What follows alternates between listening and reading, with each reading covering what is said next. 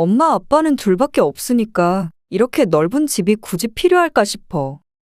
우리는 애들 때문에 오히려 넓은 집이 필요하고 거리도 멀지 않으니까 엄마랑 바꿔서 살면 어떨까 해. 뭐? 집을 바꾸자고? 뭐 명의는 일단 그대로 둬도 되고 식구 많은 사람이 넓은 집 살고 적은 사람이 작은 집 살면 좋잖아? 합리적이고. 합리적? 말도 안 되는 소리 하지 말어라. 아니 이게 뭐가 말도 안 돼? 넓은 집이 필요하면 너희가 돈을 모아서 늘릴 생각을 해야지. 어떻게 부모가 살고 있는 집을 내놓으래? 아니 내놓으라는 게 아니라 바꾸자는 거지. 그게 말이 되니? 그럼 우리 넷이서 그 작은 집에서 북적북적 사는 건 엄마 아빠는 불쌍하지도 않아? 오늘 이야기 속 주인공은 59세 정유숙 씨입니다. 그리고 그녀의 딸과 사위에 관한 이야기이죠. 딸의 너무나도 당당한 요구에 얼이 빠졌습니다. 결혼 전에는 하나밖에 없는 딸, 부족함 없이 키우고 싶어서 물심양면으로 지원했습니다. 그건 정 씨보다도 남편이 더했습니다. 딸이라면 껌뻑 죽었죠. 그래서인지 정 씨의 딸은 결혼 후에도 부모 등골을 빼먹는 것에 대한 일말의 죄책감도 없었습니다. 부모와 함께라면 단 한 번도 지갑을 여는 법이 없었는데 공교롭게도 그건 사위도 마찬가지였습니다.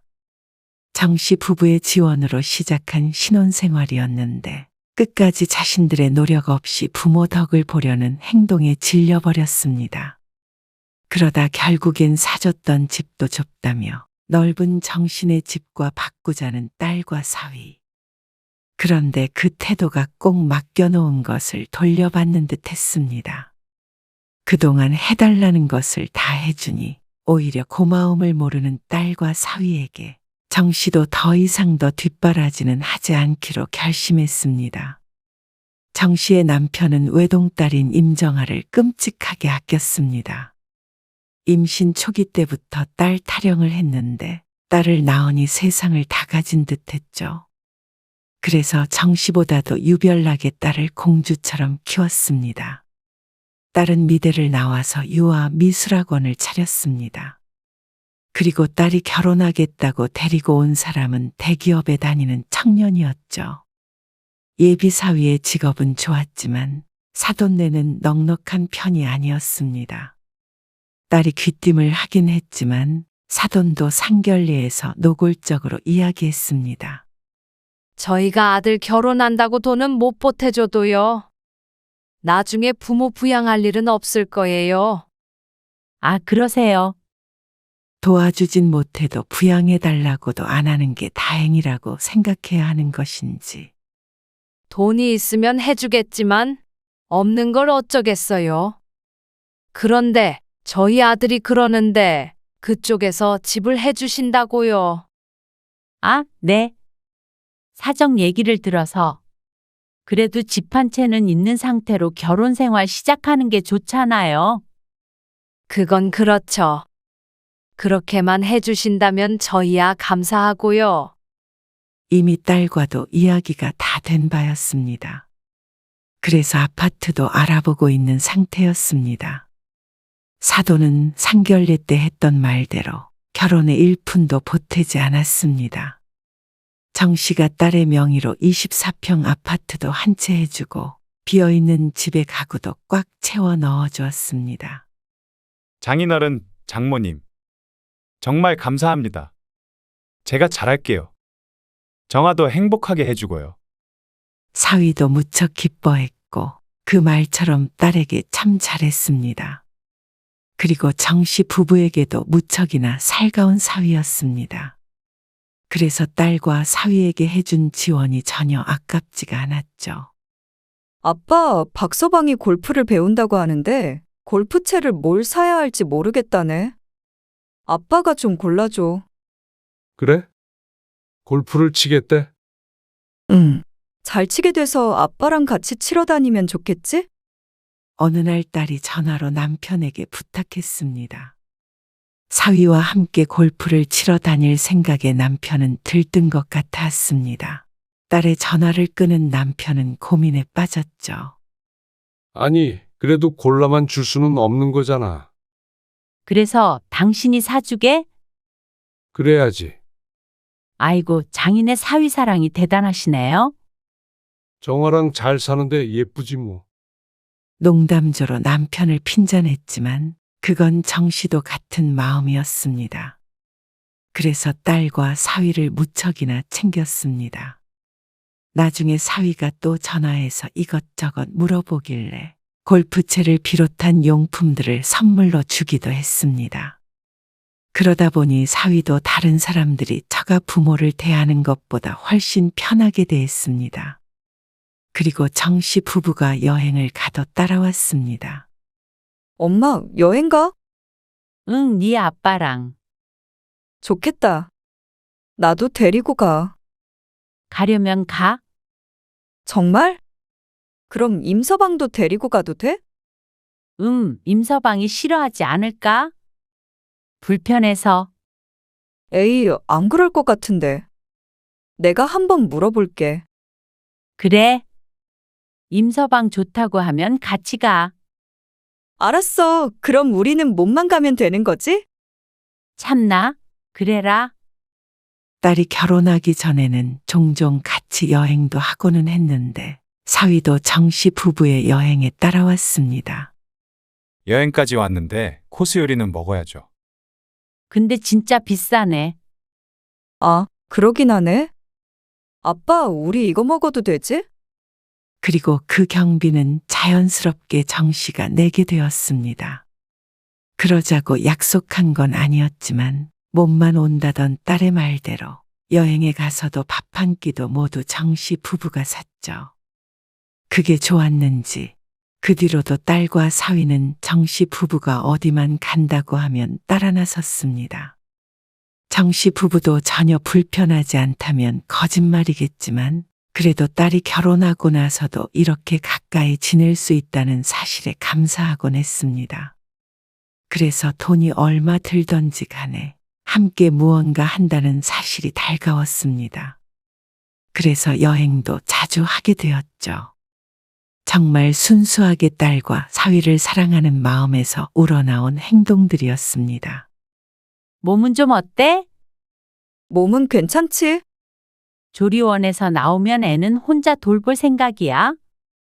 아니, 도움이 구해야 할 것 같긴 한데. 비싸더라고. 사위가 잘 벌긴 하지만 딸의 수입이 적다 보니 딸은 정씨에게 돈 걱정을 많이 했습니다. 그래서 아이를 낳은 병원비와 조리원비까지 정씨 부부가 대신 내줬습니다. 그럼 엄마가 구해줄 테니까? 사람 써. 넌 빨리 회복하고. 그리고 조리원에서 돌아와서 도우미 비용까지 냈죠.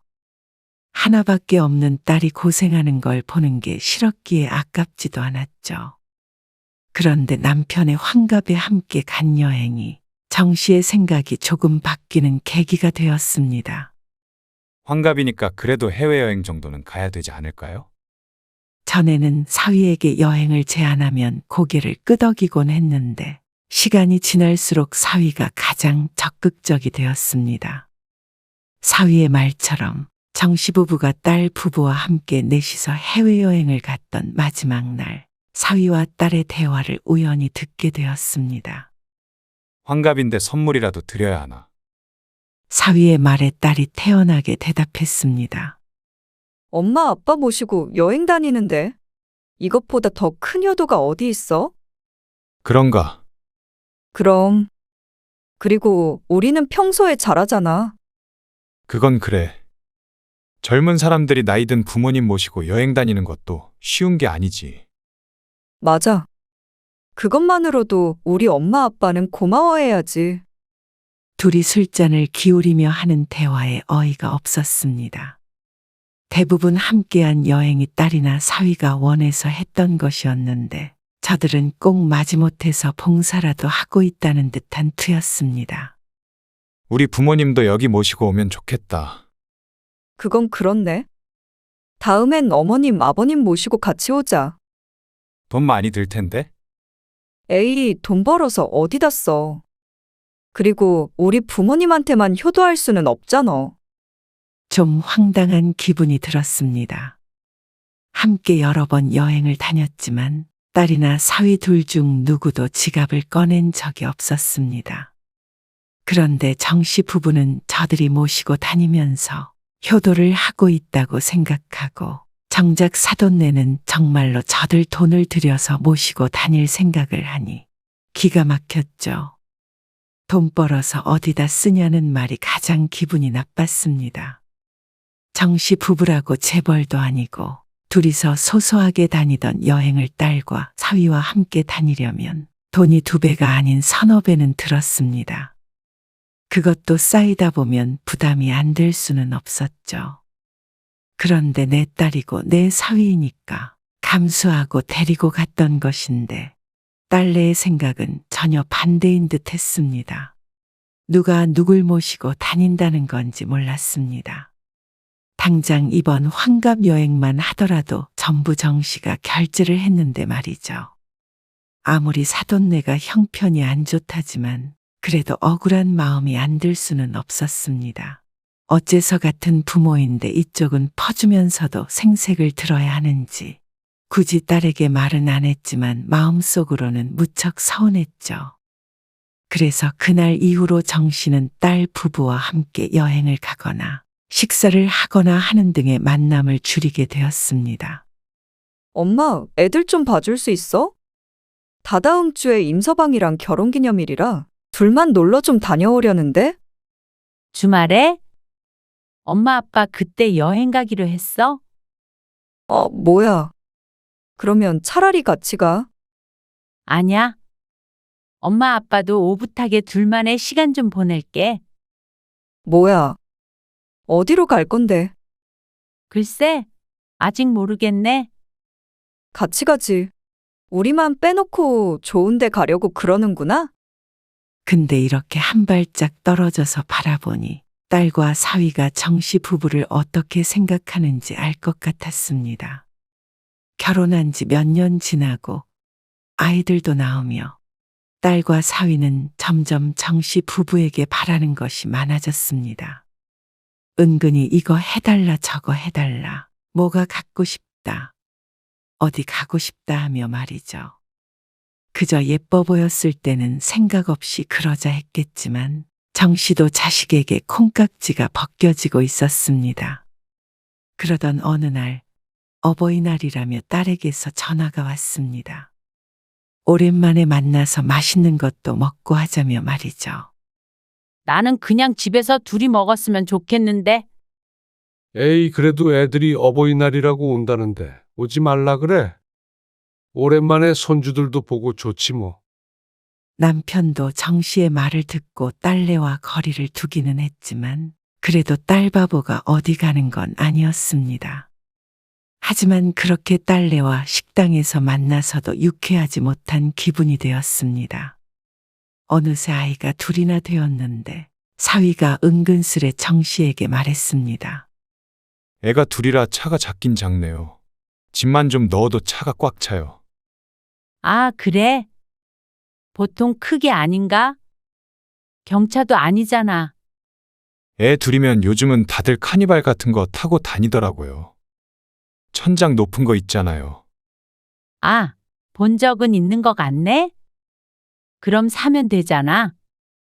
차 오래 타지 않았어? 그렇죠. 6년 탔나, 7년 탔나. 근데 좀 가격이 있더라고요. 근데 큰 차가 좋긴 하지. 애들 때문에.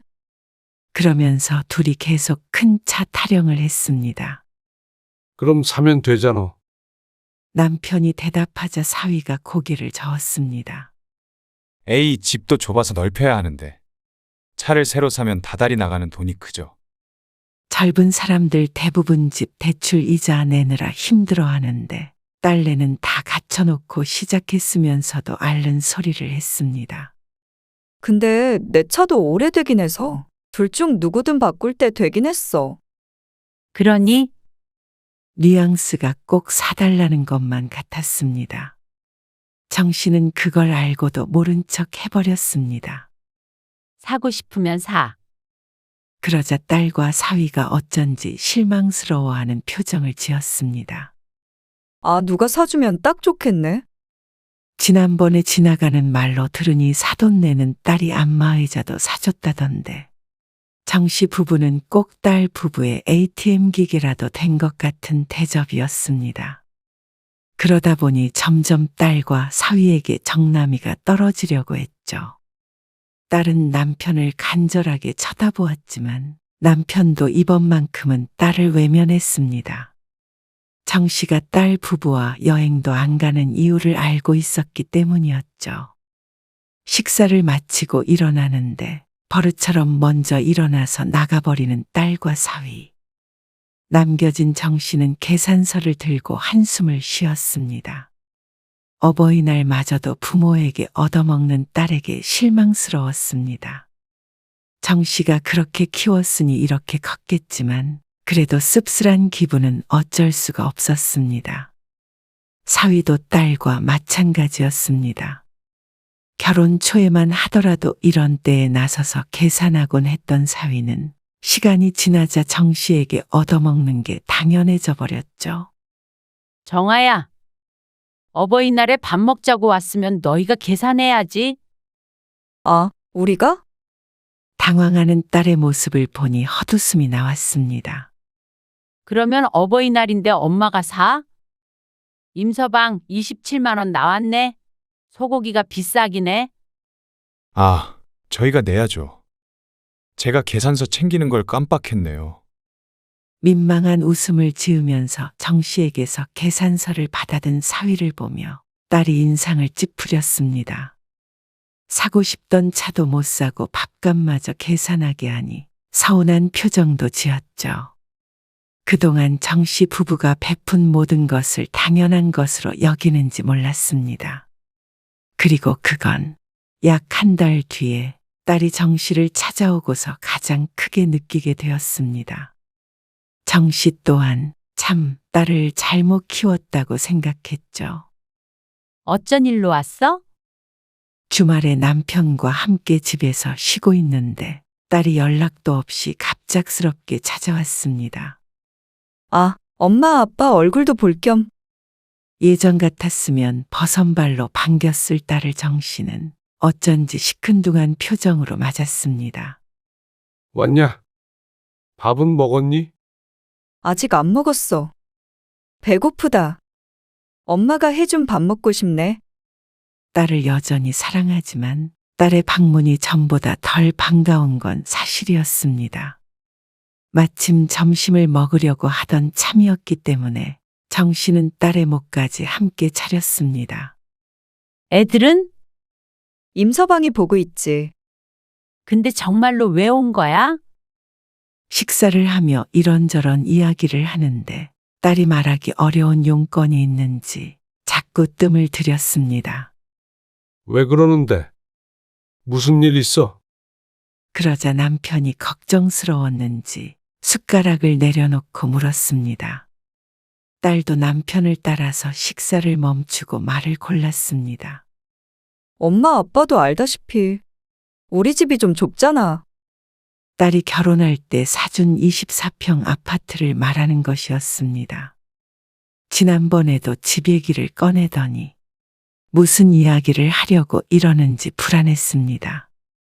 혹시나 이번에는 집을 사달라고 하는 게 아닐까 싶어서 말이죠. 그런데 딸이 황당한 소리를 했습니다. 근데 엄마 아빠 집은 넓잖아. 정 씨 부부의 집은 39평이었습니다. 딸의 집에 비하면 확실히 넓은 편이었죠. 그런데 그래서 우리가 아니, 내가 생각을 좀 해봤는데 말이야. 엄마 아빠는 둘밖에 없으니까 이렇게 넓은 집이 굳이 필요할까 싶어. 우리가 오히려 넓은 집이 필요하고 또 거리도 멀지 않으니까 엄마랑 바꿔서 살면 어떨까 하고. 뭐? 그게 도대체 무슨 소리야? 집을 바꾸자고? 황당한 소리였습니다. 뭐 명의는 일단 그대로 둬도 되고 식구 많은 사람이 넓은 집 살고 적은 사람이 작은 집 살면 좋잖아? 합리적이고. 그런데 정 씨가 뭐라고 하기도 전에 남편이 입을 열었습니다. 합리적? 그건 너 혼자만의 생각이냐? 아니면 임서방도 같이 상의한 거냐? 아, 내 생각이야. 엄마 아빠가 오케이 하면 임서방한테 얘기해야지. 하지만 정 씨는 그게 딸 혼자만의 생각은 아닐 거라고 여겼습니다. 말도 안 되는 소리 하지 말어라. 이게 뭐가 말도 안 돼? 넓은 집이 필요하면 너희가 돈을 모아서 늘릴 생각을 해야지. 어떻게 부모가 살고 있는 집을 내놓으래? 아니, 내놓으라는 게 아니라 바꾸자는 거지. 참, 그게 말이 되니? 정 씨와 남편이 재고해 볼 여지도 없다는 듯 말하자 딸은 도리어 서운해했습니다. 그럼 우리 넷이서 그 작은 집에서 북적북적 사는 거 불쌍하지도 않아? 기가 막힐 노릇이었습니다.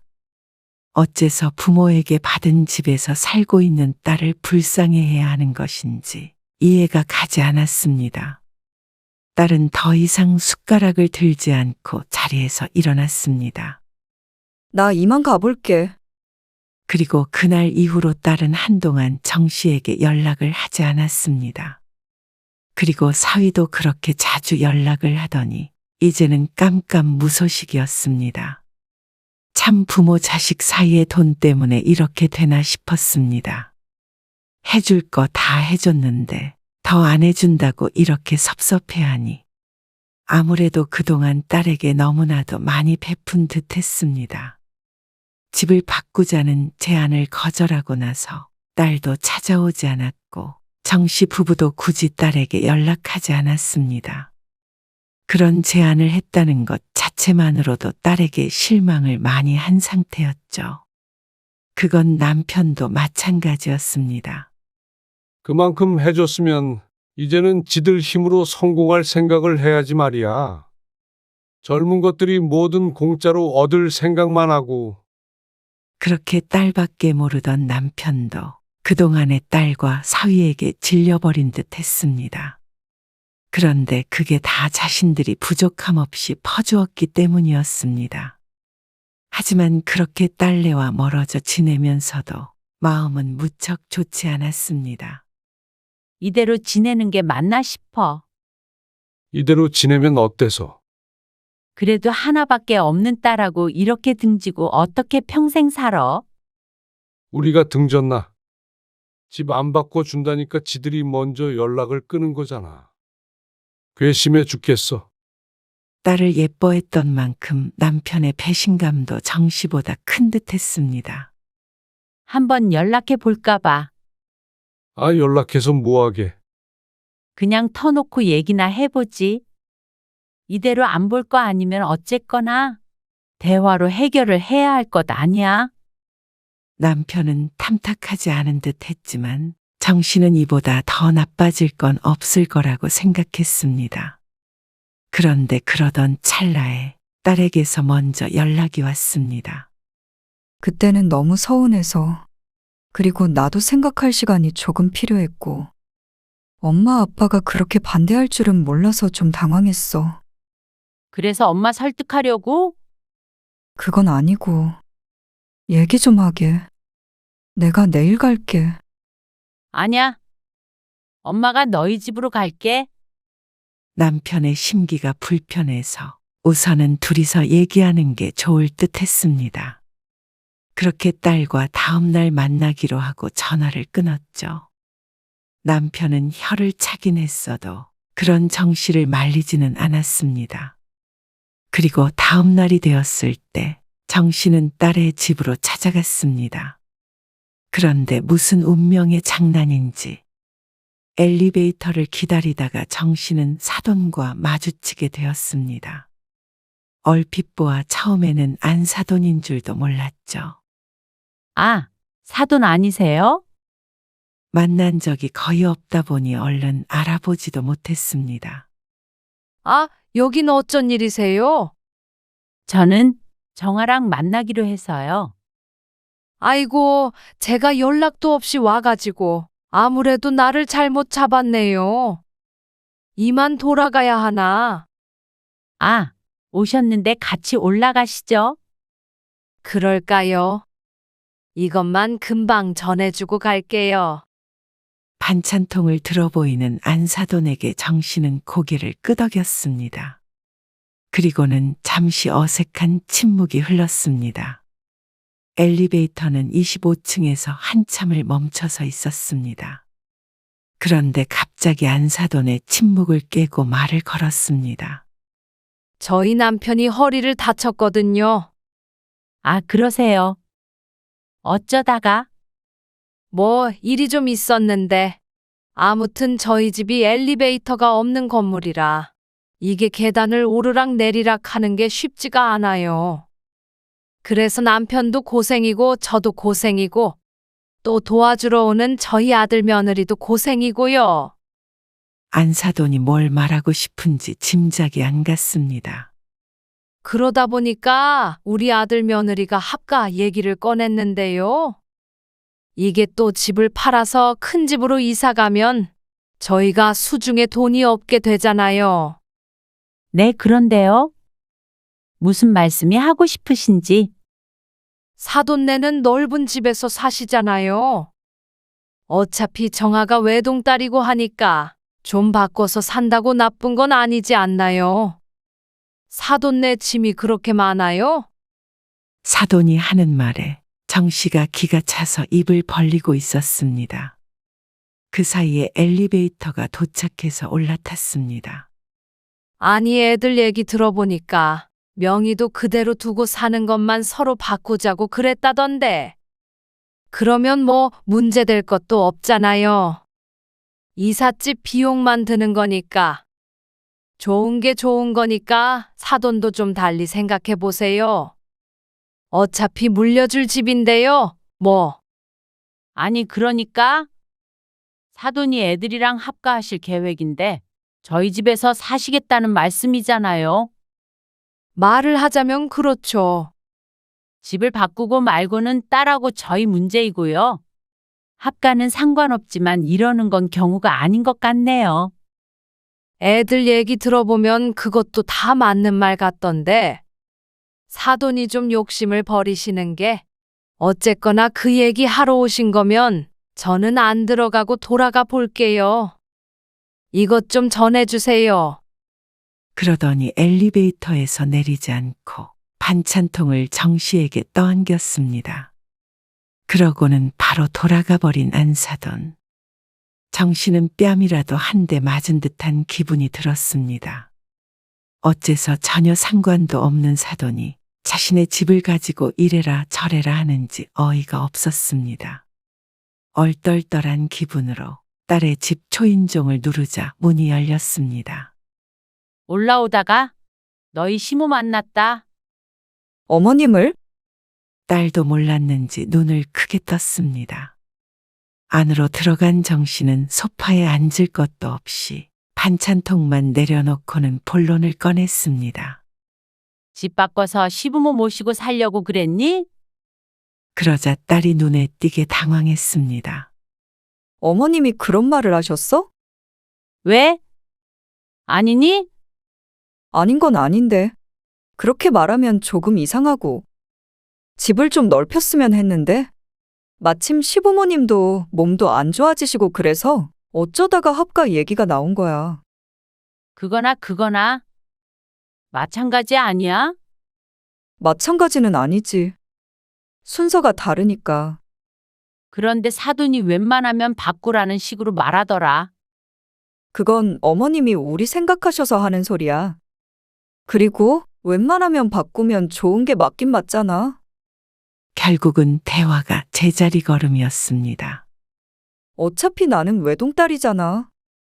엄마 아빠 집을 팔지 않는 이상엔 결국 내 거 되는 건데? 그 전에 바꾸면 안 돼? 둘밖에 없는데 꼭 큰 집에서 살아야 해? 어째서인지 사돈과 비슷한 말을 하는 딸. 정씨는 가슴이 답답해졌습니다. 어차피 엄마 아빠 죽으면 다 네 거니까 지금 내놔라 이거야. 아니, 나중에 나 다 늙어서 주면 뭐해. 지금 좀 도와줘야 잘 먹고 잘 살지. 여태까지 엄마 아빠가 도와준 건 아무것도 아니야? 집 사줬으면 됐지? 살고 있는 집까지 내놓으라고 그러는 애가 어디 있어? 그러면 나중에 엄마 아빠 늙으면 너희가 책임질 거야? 그러자 딸이 입을 다물었습니다. 그것마저도 서운했습니다. 거동을 못하는 것도 아니고 허리 좀 다친 걸로 시부모와 합가한다는 딸이 정씨 부부가 늙으면 부양할 거냐는 질문에 대답을 하지 않았습니다. 그러면서 자신이 원하는 건 들어달라는 딸의 모렴치가 황당했습니다. 나는 그냥 좀 안정적으로 살아보려고 꺼낸 말인데, 솔직히 엄마가 이렇게까지 화내는 이유를 모르겠어. 엄마가 크게 손해보는 것도 아니고, 그냥 살고 있는 집만 조금 작아지는 거잖아. 집 바꾸면 그걸로 끝이야? 더 이상 차 바꿔달라 뭐 해달라 안 하고? 근데 엄마 아빠 너한테 이렇게 한없이 퍼주다가 빈털털이 될 것 같아. 그리고 늙어서 부양도 못 받고 길거리에 나앉을 것 같아. 아니, 그건 일어나지도 않은 일이잖아. 그냥 좀 도와주면 안 돼. 바꿔주지 않을 거면 큰 집으로 이사가게 보태줘, 그럼. 그 정도로 지원해줬는데 지금까지 집을 조금도 못 넓힌 게 자랑이니? 그만큼 해줬으면 됐잖아. 엄마 아빠가 해준 거 고마운 줄이나 아니? 딸이 다시 입을 다물었습니다. 부모 덕 보고 고마운 줄도 모르는 자식. 뭐가 예쁘다고 집을 사주고 바꿔주고 해? 넓은 집 필요하면 너희가 벌어서 사.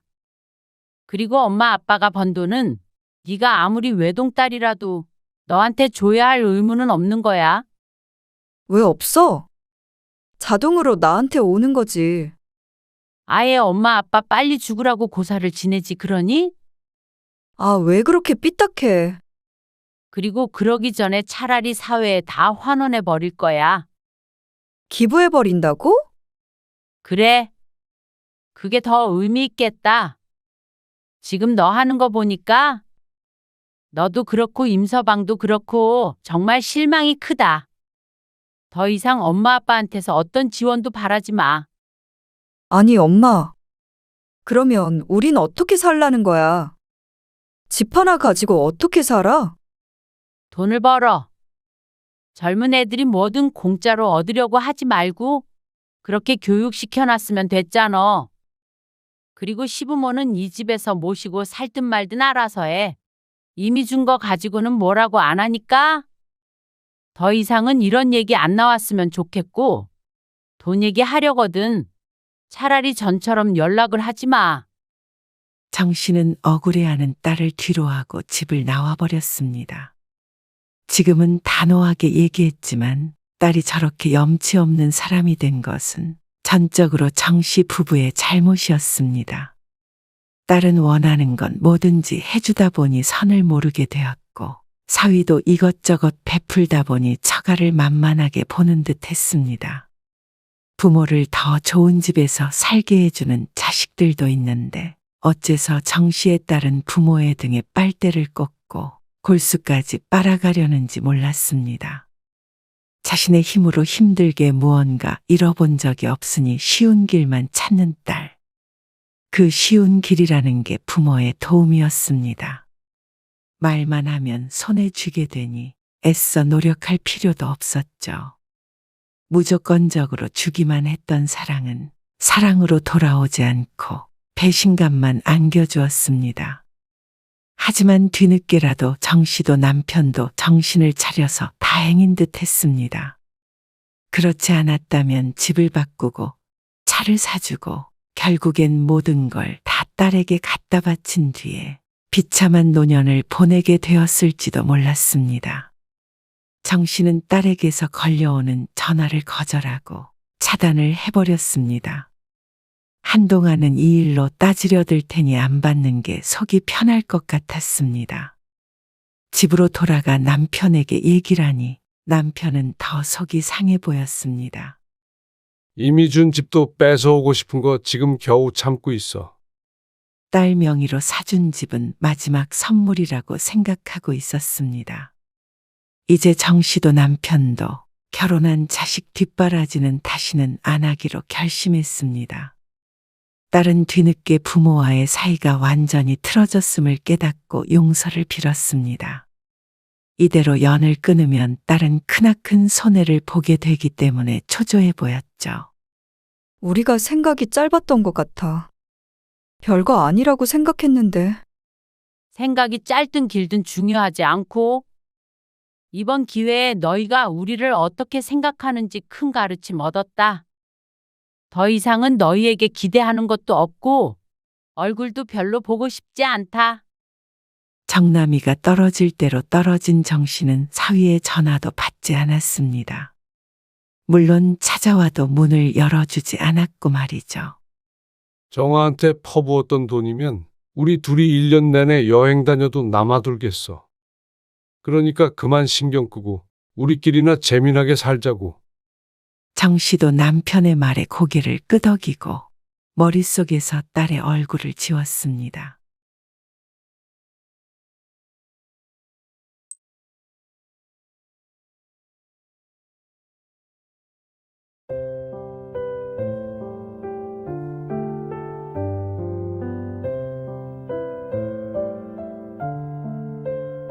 아, 돈이요.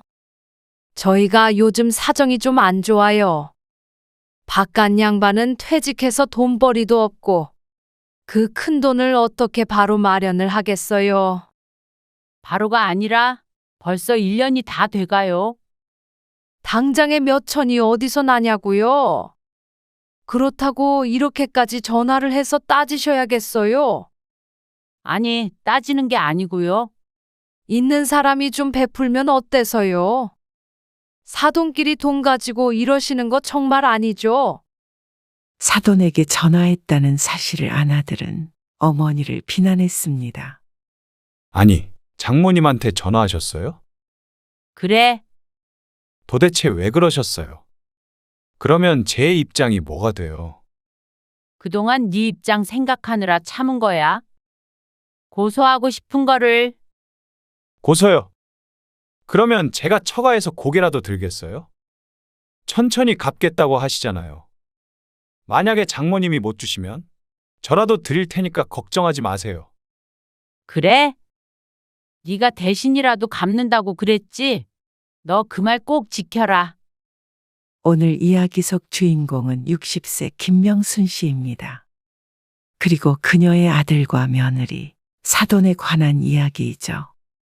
별장을 살 때는 돈 아깝다며 그렇게 반대하던 아들이 김 씨의 별장을 몰래 쓴 것도 모자라서 불을 내는 큰 사고까지 쳤습니다.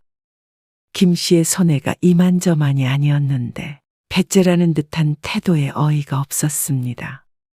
그런데 사고가 아니었다면 아들과 사돈의 만행을 까맣게 모르고 있었을 거라고 생각하면 화가 머리 끝까지 났습니다.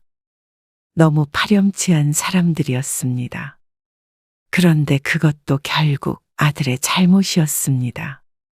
그리고 아들을 믿은 김 씨 본인의 잘못이었죠.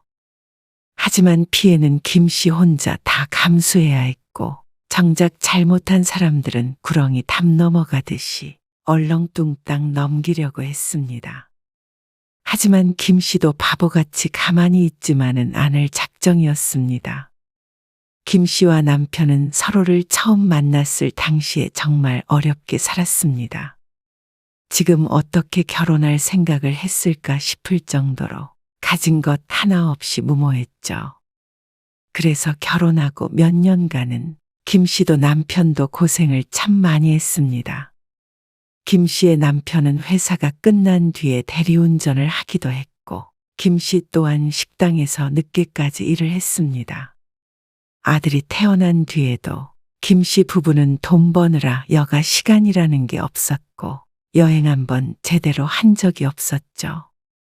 이렇게 살다가는 끝이 안 보인다. 내가 회사를 그만둬야겠어. 회사를? 그래. 사실 내가 그동안 생각해오던 게 있는데 말이야. 당신이랑 나랑 식당을 차려보는 게 어때? 아들이 중학교에 올라갈 때쯤에 남편이 갑작스레 김 씨에게 말했습니다. 처음에는 두렵기도 하고 말도 안 된다고 생각했지만 하루 12시간 이상 쉬지 않고 일하는 삶이 힘들었던 김 씨는 남편 말대로 하기로 하고 그 퇴직금으로 함께 식당을 차리게 되었습니다. 그리고 수년이 지나서 김 씨 부부는 염원하던 대로 돈을 벌게 되었습니다. 식당이라고 편한 일은 아니었지만 그 전의 생활과는 비교가 되지 않았죠.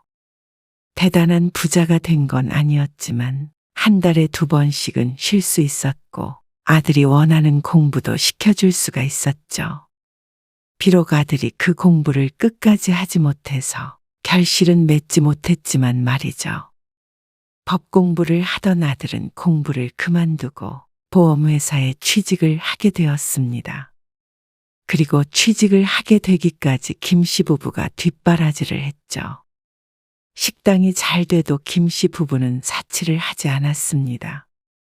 문 닫는 날도 많지 않았고 그렇게 일해서 모은 돈으로는 부동산을 샀습니다. 전국적으로 집값이 엄청 떨어질 때였는데 남편이 투자를 하겠다며 빌라를 샀죠. 지금이라도 파는 게 좋지 않을까? 김 씨가 샀던 빌라는 시간이 지나도 오르지 않았습니다. 하지만 떨어지지도 않았기에 이쯤에서 팔면 손해는 없을 것 같아서 물었지만 남편은 고개를 저었습니다. 준영이 그놈 결혼하면 이 집이나 주지. 그러다가 오르면 팔아도 되고. 김 씨도 그게 좋은 아이디어라고 생각했습니다. 때마침 아들이 결혼할 아가씨를 데리고 오기도 했고 말이죠. 그동안 세를 주던 빌라는 아들이 결혼하며 들어가서 살게 되었습니다. 내 친구 용철이 말이야. 용철 씨가 왜? 이번에 귀촌을 한다네. 정말? 완전히 이사 가는 거야? 어디로? 남해로 간대. 남해? 거기에 연고가 있대? 재수씨 고향이래. 50대 후반이 되니 주변에 은퇴한 지인들이 많았습니다. 그리고 그중 몇몇은 귀촌을 했고 말이죠. 남편은 그런 지인들을 부러워했습니다. 그리고 김 씨도 나이가 드니 심경에도 어떤 변화가 왔죠. 우리도 귀촌이나 할까? 당신 고향이나 내 고향이나. 안 와도 바닷가 앞에 집 지어서 살고 싶다. 근데 식당은 어떻게 해? 회사는 정년 퇴직이라는 게 있지만 돈벌이가 되는 식당을 지금 당장 문을 닫고 내려가 버릴 수는 없었습니다. 아직도 한창 일할 나이이기도 하고 말이죠. 하지만 멈추지 않는 기차처럼 달려온 인생에 휴식도 필요하다고 느꼈습니다. 갱년기인지 뭔지 좀 숨 쉴 틈이 필요했죠. 그러면 시골에 집을 한 채 살까? 별장처럼. 집을 사자고? 별장이라는 말이 조금 부담스럽게 느껴졌습니다. 하지만 김 씨가 원하던 대로 바닷가 앞에 집을 한 채 사놓고 왔다 갔다 하면 참 좋을 것 같았습니다. 멀리까지 갈 것도 없이 서해안 정도에 사두면 주말마다 갈 수도 있을 듯 했습니다. 돈 많으신가 봐요. 아들에게 말을 했더니 어쩐지 반응이 탐탁지 않았습니다. 그럴 돈 있으면 차라리 수익이 나오는 부동산을 사셔야죠. 그 수익 나오는 부동산에서 네가 살고 있는 거잖아? 저희 집이요. 그거 말고요. 오피스텔 같은 거 여러 개 사서 돈을 버는 게 낫지 않나. 김 씨가 요새 우울한 이유가 그것이었습니다. 이러다 돈만 벌다가 죽겠다 싶은 기분 때문이었죠. 그래도 바닷가 앞에 있는 집 살 거야. 말리지 마. 진짜 그건 아닌 것 같은데. 아들은 김 씨 부부가 바닷가 집을 사는 걸 무척 반대했습니다. 하지만 김 씨는 개의치 않았습니다. 아들의 반대에도 불구하고 김 씨 부부는 쉬는 날마다 집을 보러 다녔죠. 그런데다가 전원주택 사봤자 오르지도 않아요. 떨어지면 떨어졌지. 그런 김 씨를 보고 아들은 혀를 차곤 했습니다. 그러지 마시고 차라리 그 돈 저한테 주시면 제가 투자할 곳 좀 알아볼게요. 집 살 거라니까? 아니, 여행 가고 싶으면 그때그때 호텔에서 주무시면 되죠. 그게 집을 사는 것보다 훨씬 싸요. 됐어. 엄마 아빠가 알아서 할 테니까 도와주지 않을 거면 신경 쓰지 말어. 어쩌면 맞는 말일 수 있지만 그래도 내 집을 갖고 있는 것과는 달랐습니다. 그렇게 3개월. 결국 김 씨 부부는 원하던 집을 사게 되었습니다. 바닷가와 걸어서 5분 거리 전원주택이었습니다. 150평 대지 위에 있는 아담한 2층 주택이었죠. 자주 가지도 못할 거면서. 아들은 그 뒤로도 계속 투덜거렸죠. 그래도 김 씨 부부는 좋았습니다. 한 달에 2~3번밖에 못 내려가기는 했지만 쉬는 날만을 손꼽아 기다리게 되었죠. 우리 올해부터는 쉬는 날 좀 늘리자. 가끔씩 내려가서 잡초도 뽑고 바닷가도 거닐고 김 씨 부부는 대부분 쉬는 날을 별장에서 보냈습니다. 그리고 남편의 말대로 쉬는 날을 늘려서 식당 일도 조금 쉬엄쉬엄 하기로 했습니다. 그러던 어느 날 엄마, 저희 이번 여름 휴가요. 어디 갈지 고민을 해봤는데 서해안 쪽이 좋을 것 같아서요. 그런데 거기에 별장 있는데 굳이 돈 쓰는 것도 그래서 엄마 별장에서 하룻밤 묵으려고요. 여름 휴가를 김 씨의 별장으로 가겠다는 아들. 그동안 사진으로는 집을 보여줬었는데 아직 방문한 적은 없었습니다. 그래. 알았어. 청소만 깨끗하게 해놓고 나와. 김 씨가 아들에게 비밀번호를 가르쳐 주며 말했습니다. 숙박비 대신에 잡초 좀 뽑아주고. 안 그래도 요즘에 일이 바빠 못 내려가고 있던 참이었습니다. 그리고 별장에 다녀온 아들이 말했습니다. 엄마, 집이 진짜 좋긴 하던데요. 그렇지? 사길 잘했지? 바닷가도 가깝고 정이도 진짜 마음에 들어 하더라고요. 아들도 그렇게 반대를 하더니 막상 가보니 좋았던 모양이었습니다. 아들 며느리는 그 뒤로도 종종 놀러 갈 일이 있으면 김 씨의 별장을 이용하곤 했습니다. 그런데 바닷가 앞 집을 샀다는 걸 다른 친척들이 알았는지 김 씨에게 연락이 왔습니다.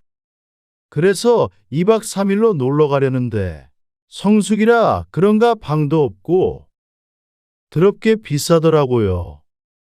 형수네 별장에서 2밤만 묵으려고 하는데 아무래도 여름 휴가로 인기가 있는 지역이라서 그런가 펜션처럼 생각되는 모양이었습니다. 하지만 남도 아니고 가족이 이용한다는데 거절할 수가 없었죠. 대신 담배는 피시면 안 돼요. 특히 2층은 벽이 전체 다 편백나무라서 담배 피다가 잘못하면 불나요. 냄새도 많이 나고. 아이 당연히 담배는 밖에서 피죠. 그렇게 시동생에게 집을 빌려준 다음 주 식당 문을 닫는 날에 김 씨는 남편과 함께 별장으로 내려갔습니다. 그런데 집 상태를 보고는 말을 잃었습니다. 이게 다 뭐야? 거실로 들어서자 엉망이 된 실내가 보였습니다. 뒷정리를 한 건지 만 건지 늘 깔끔하던 거실엔 가스 버너와 냄비 같은 것들이 나와 있었고 쓰레기가 담겨 있는 검정 봉투도 몇 개 보였습니다. 싱크대에도 다 정리되지 않은 식기들이 널브러져 있었죠. 밖에서 펜션을 이용해도 이것보다는 깨끗하게 쓸 텐데 어떻게 가족 집을 빌리면서 이렇게 지저분한 상태로 돌아간 건지 어이가 없었습니다. 아이고, 집 안으로 한 발 떼서 들어가는 순간 김 씨는 바닥으로 자빠져 버렸습니다. 괜찮아? 남편이 서둘러서 김 씨를 일으키는데 남편도 휘청거렸습니다. 바닥에 온통 기름칠을 해놓은 것처럼 미끈거렸습니다. 자세히 보니 고기 기름이 굳은 듯 했습니다. 바깥에 그릴이 있는데 안에서도 고기를 구워 먹은 것 같았죠. 아니, 바닥에 신문지도 안 깔고 이게 뭐야? 아이고, 남편도 골치가 아픈 듯 했습니다. 벽지도 찢어졌네. 도대체 집에서 무슨 짓을 한 건지 집골이 엉망이었습니다. 그리고 2층에 올라가니 편백나무 냄새 사이로 담배 냄새가 희미하게 났습니다. 김 씨의 표정이 굳어 있으니 남편이 안절부절 못했습니다. 이놈의 자식이 깨끗하게 쓰라니까. 남편이 남동생에게 전화를 해서 한바탕 욕을 퍼부었습니다. 아침에 급하게 나오느라 못 치웠다고 변명을 하는데 집이 그 정도 수준이 아니었습니다. 그 뒤로는 시동생과 마주쳐도 왠지 어색한 기류가 흘렀습니다. 언니, 우리 휴가 가려는데 언니네 별장 좀 쓰면 안 될까? 안 돼. 지난번에 얘기했잖아. 아니, 딱 3일만 쓸게. 그리고 숙박비도 낼게. 20만 원에 좀 빌려주라. 아니야. 100만 원을 줘도 그건 안 돼. 미안하지만 너무 치사한 거 아니야? 김 씨 부부는 그 누가 부탁을 해도 집을 빌려주지 않았습니다. 하지만 아들의 요청까지 거절할 수는 없었습니다. 다음 주말에 별장 좀 써도 돼요? 그래, 써. 아, 근데 저희끼리 가는 건 아니고요. 처갓집 식구들이랑 같이 그쪽 주변에서 하루 묵으려고 했는데요. 장모님이 엄마 별장에 대해서 물어보시더라고요. 한번 가보고 싶으시다고. 정이가 너무 좋다고 자랑했었나 봐요. 사돈 총각이랑 다 같이? 너도 다른 사람한테는 별장 안 빌려주는 거 알잖아. 네. 근데 다른 사람도 아니고 처가 부탁이라. 또 장모님도 나중에 시골 내려가서 전원주택에 살고 싶으시다고. 구경도 할 겸 가보고 싶으시대요. 마침 바깥사돈도 얼마 전에 은퇴하고 쉬고 있다는 말은 들은 적이 있었습니다. 여기서 김 씨가 싫다고 하면 아들의 입장이 곤란해질 것 같아서 다른 선택지가 없었습니다. 그럼 네가 책임지고 깨끗하게 써. 알겠지? 당연하죠. 그렇게 아들과 사돈에게 별장을 빌려주고 나서 2주 뒤에 가본 김 씨는 집 상태를 보고 무척 만족스러웠습니다. 별장은 깨끗하게 정리되어 있었고 다녀간 뒤에는 사돈에게서 따로 연락도 받았습니다. 좋은 집 빌려줘서 감사하다고, 너무 힐링이 됐다며 말이죠. 그래서 빌려주고 나서도 뿌듯하기도 했습니다. 그런데 그렇게 아끼는 별장에 한동안 못 가게 되는 일이 생겼습니다. 다음 주에 하루만 별장 쓸게요. 그래. 그렇게 해. 근데 요즘 별장 안 가시나 봐요. 저번에 갔을 때 풀이 엄청 자라 있던데. 아이고, 가서 관리 좀 해야 되는데. 영숙 씨 알지? 주방에서 일하는 이모. 네. 지난달에 일을 그만뒀는데 일할 사람이 없네. 시간이 없어서 못 가고 있어. 그래도 식당 쉬는 날 있잖아요. 쉬는 날엔 병원 다녀. 일이 늘어났더니 허리가 말썽이네. 하필이면 식당에서 가장 오래 일했던 직원이 아들이 사는 서울로 떠나는 바람에 곤란하게 됐습니다. 가끔은 식당을 맡겨놓고 쉴 때도 있었지만 이제는 그게 불가능했고 새로운 사람도 아직 못 뽑은 상태였습니다. 그러다 보니 원래도 좋지 않았던 허리가 요즘도 아파서 매주 물리치료를 다니고 있었습니다. 그럼 제가 내려간 김에 예초기 좀 돌릴게요. 어머, 그래 줄래? 김 씨가 깜짝 놀라서 물어보자 아들이 대수롭지 않게 대답했습니다. 가끔 내려가서 제가 관리하죠. 뭐. 어려운 것도 아니고. 김 씨는 참 잘 됐다고 생각했습니다. 그래서 그 뒤로는 별장에 못 가봐도 아들이 어련히 알아서 유지를 하고 있겠거니 생각했죠. 그런데 어느 날 아들이 깨름칙한 질문을 했습니다. 엄마 요즘에 별장 못 가시잖아요. 그렇지? 만약 누가 좀 장기적으로 별장을 빌려달라고 하면 어쩌실 거예요? 갑자기 왜 그런 걸 물어? 누가 빌려달래? 아, 그건 아니고요. 요즘 거의 안 가시길래. 혹시나 해서요. 비워두기는 아깝잖아요. 그래도 그러고 싶지는 않네. 가끔 가더라도 우리 집인데. 집을 빌려주는 건 좀 그렇지. 돈을 줘도요? 아이 골치 아파서 싫어. 무슨 일이 날지도 모르고. 아들은 김 씨의 대답을 듣고는 싱겁게 전화를 끊었습니다. 김 씨도 뜬금없는 아들의 질문이 이상하긴 했지만 이내 잊었습니다. 그런데 이상한 일은 또 있었습니다. 어느 날 전기요금 고지서를 문자 메시지로 신청할 수 있다기에 별장 고지서도 모바일 고지서로 바꿨습니다. 그런데 띠링 울리는 문자 메시지를 확인하고는 김 씨는 깜짝 놀랐습니다. 여보, 이거 봐. 무슨 전기세가 이렇게 많이 나와? 3달치 전기세가 밀려 있었는데 금액이 78만 원이 찍혀 있었습니다. 아들이 관리해 준다고 했고 보통은 비워져 있는 집이니 전기세나 수도세는 아들에게 10만 원씩 입금해 주고 있었습니다. 아들이 가끔씩 들려서 사용하더라도 보통은 그 정도 안에서 해결이 되고도 남아야 정상이었죠. 그런데 전기세가 밀려 있는 건 그렇다 치더라도 금액이 비정상적이었습니다. 누전되고 있는 거 아니야? 남편도 무척 놀란 눈치였습니다. 에어컨을 몇 번 틀어도 이 정도 금액이 나올 수가 없었죠. 그런가 보다. 한전에다가 전화를 해봐야 하나? 그런데 한전에다 전화를 해봤더니 검침이 그렇게 됐다고 했습니다. 아무래도 누전이 되고 있는 것 같았죠. 준영이한테 연락해봐. 남편의 말을 듣고 김 씨는 아들에게 전화를 걸었습니다. 그리고 전기세에 대해 이야기하자 아들이 당황하며 대답했습니다. 아, 그거 누전 아니에요. 뭐? 그럼 어떻게 이렇게 전기세가 많이 나와? 제가 콘센트에 전자제품을 뭐 하나 꽂아뒀는데 계속 가동이 됐나 봐요. 아마 그것 때문인 것 같아요. 전기요금 고지서를 확인을 못했네요. 제가 바로 낼게요. 걱정 마세요. 아니 뭘 꽂아뒀길래 그렇게까지 많이 나와? 아, 별거 아니에요. 제가 지금 낼게요. 이따가 전화 드릴게요.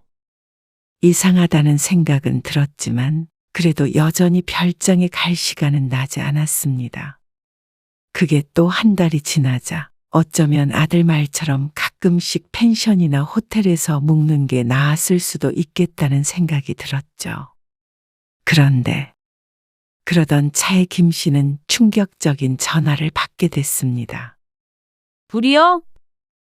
경찰에게서 전화를 받은 김 씨. 별장에 불이 났다는 당황스러운 소식이었습니다. 허둥지둥대는데 경찰이 말했습니다. 지금은 진화가 된 상태인데요.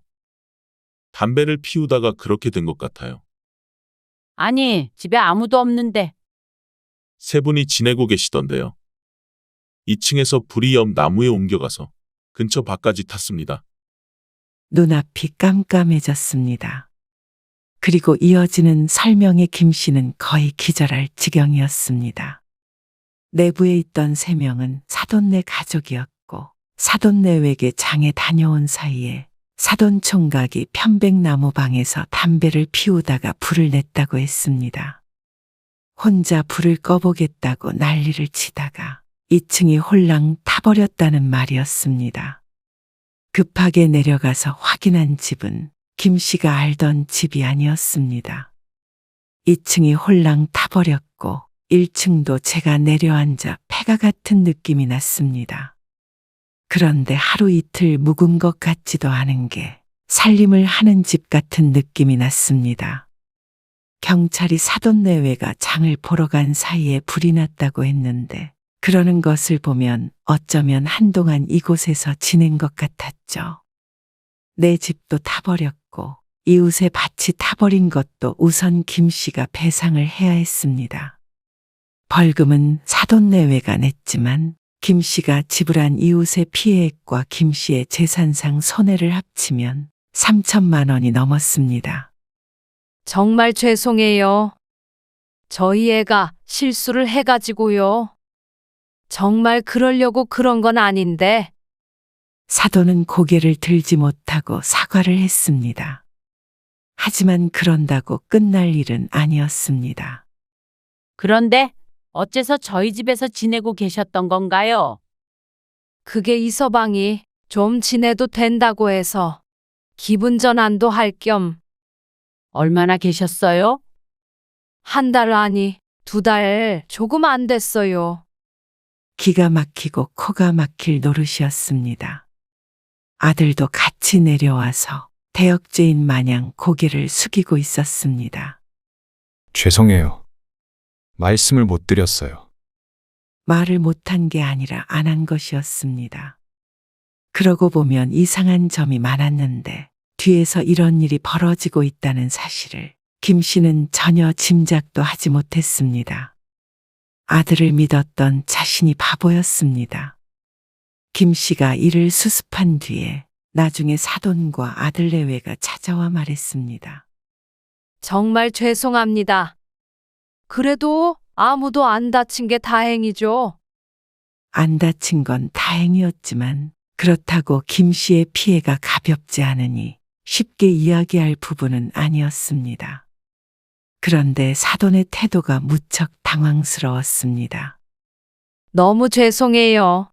근데 저희가 여윳돈이 없어서 우선 500만 원 드릴게요. 피해본 건 3천이 넘었지만 500밖에 없다는 사돈의 말에 기가 차서 말이 안 나왔습니다.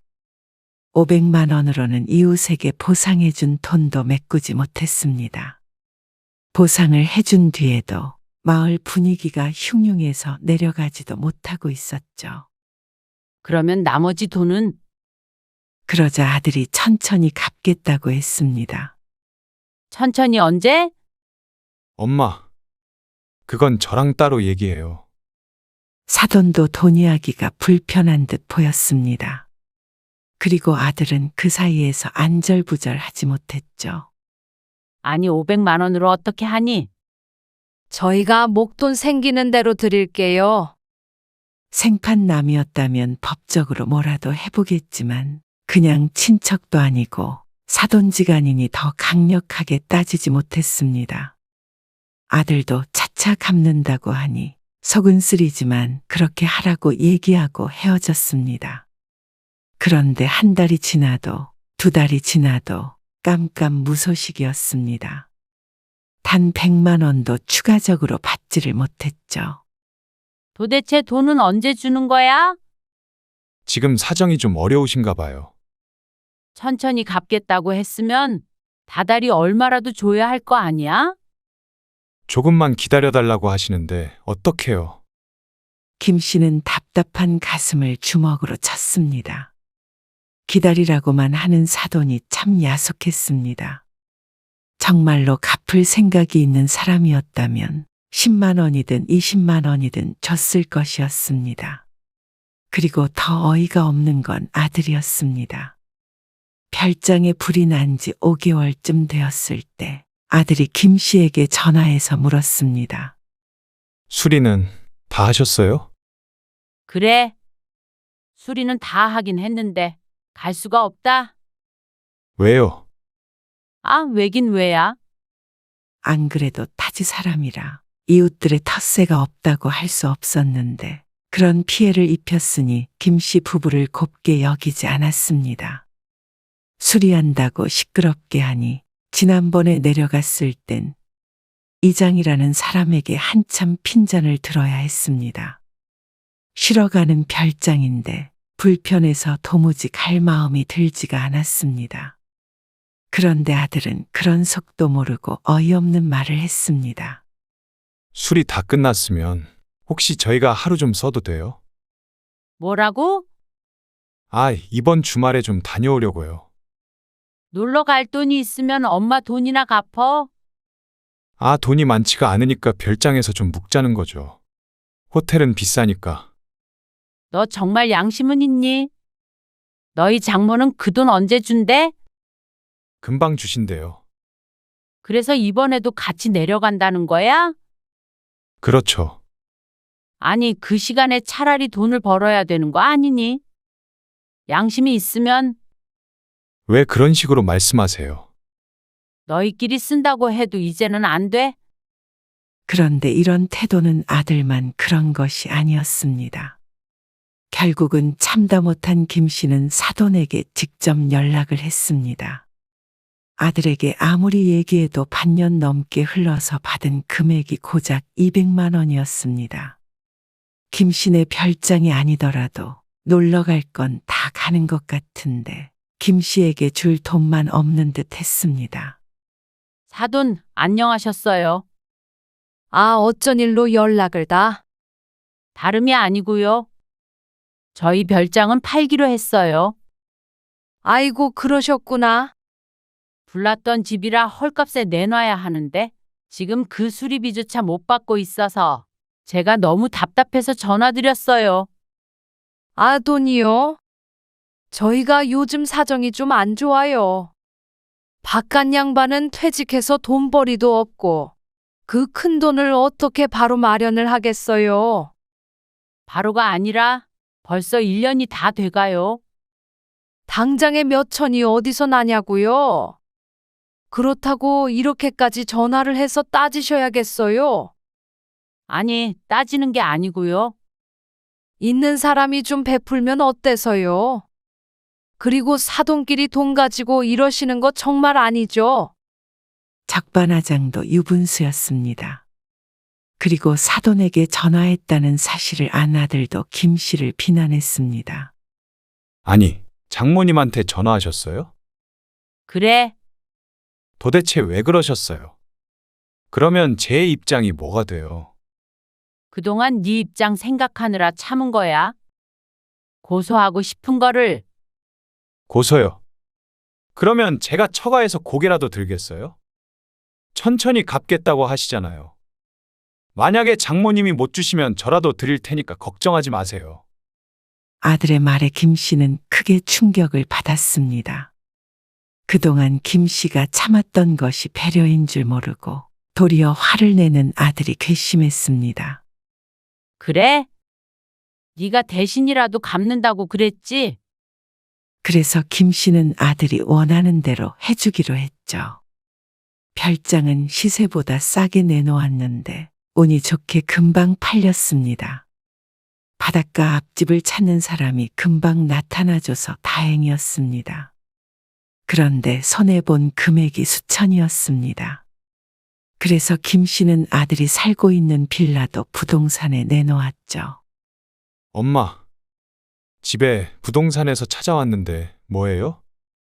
엄마가 내놨다고 그러는데. 그래. 네가 갚는다며. 너 주려고 했던 그 집이라도 팔아야겠다.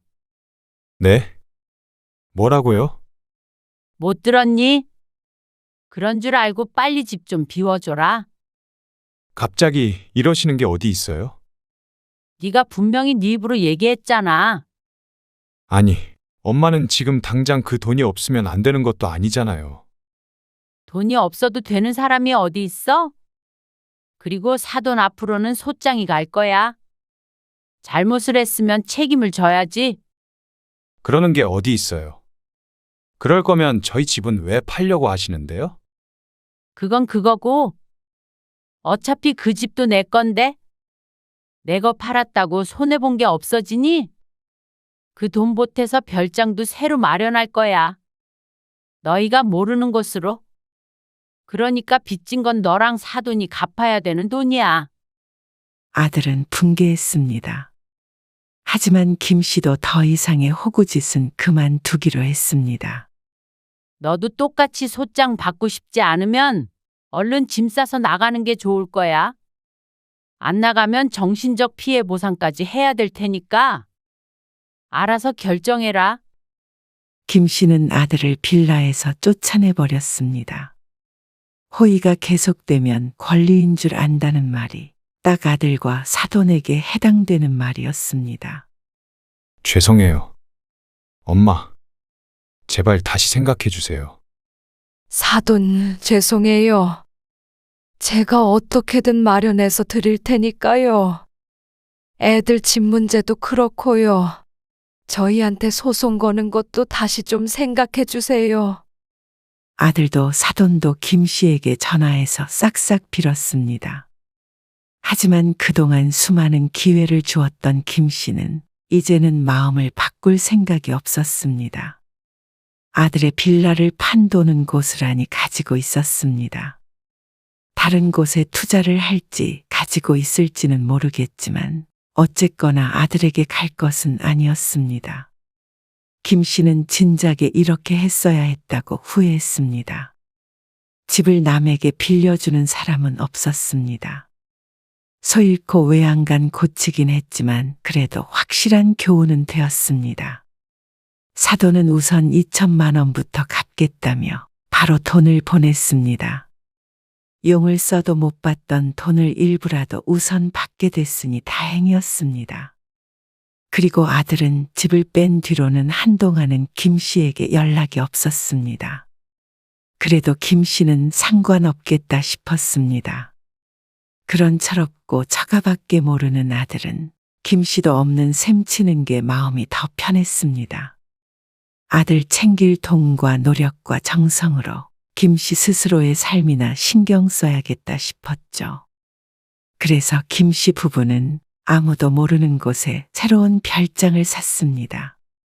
그런 일이 있었다고 삶의 행복을 포기할 수는 없었죠. 비록 아들이나 사돈과는 돌이킬 수 없을 만큼 사이가 틀어졌지만 마음만큼은 더 평화로웠습니다.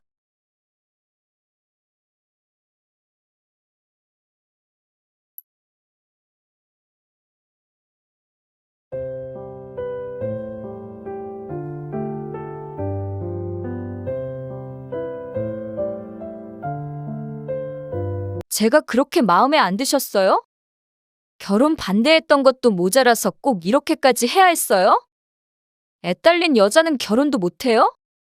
그래도 나는 너랑 잘 지내보려고 했다. 그런데 너는 그때 뭐라고 했니? 재산 때문에 어쩔 수 없지만 마음 같아서는 평생 안 보고 살고 싶다고 했지. 그래서 그렇게 해줬는데 뭐가 불만이야? 마음 좀 곱게 먹으세요. 어머님 아들이 저랑 살겠다는데 분풀이 하지 말고요. 그리고 어머님 아들이라고 그렇게 잘난 줄 아세요? 이 정도 조건 남자들 세 곳에 써요.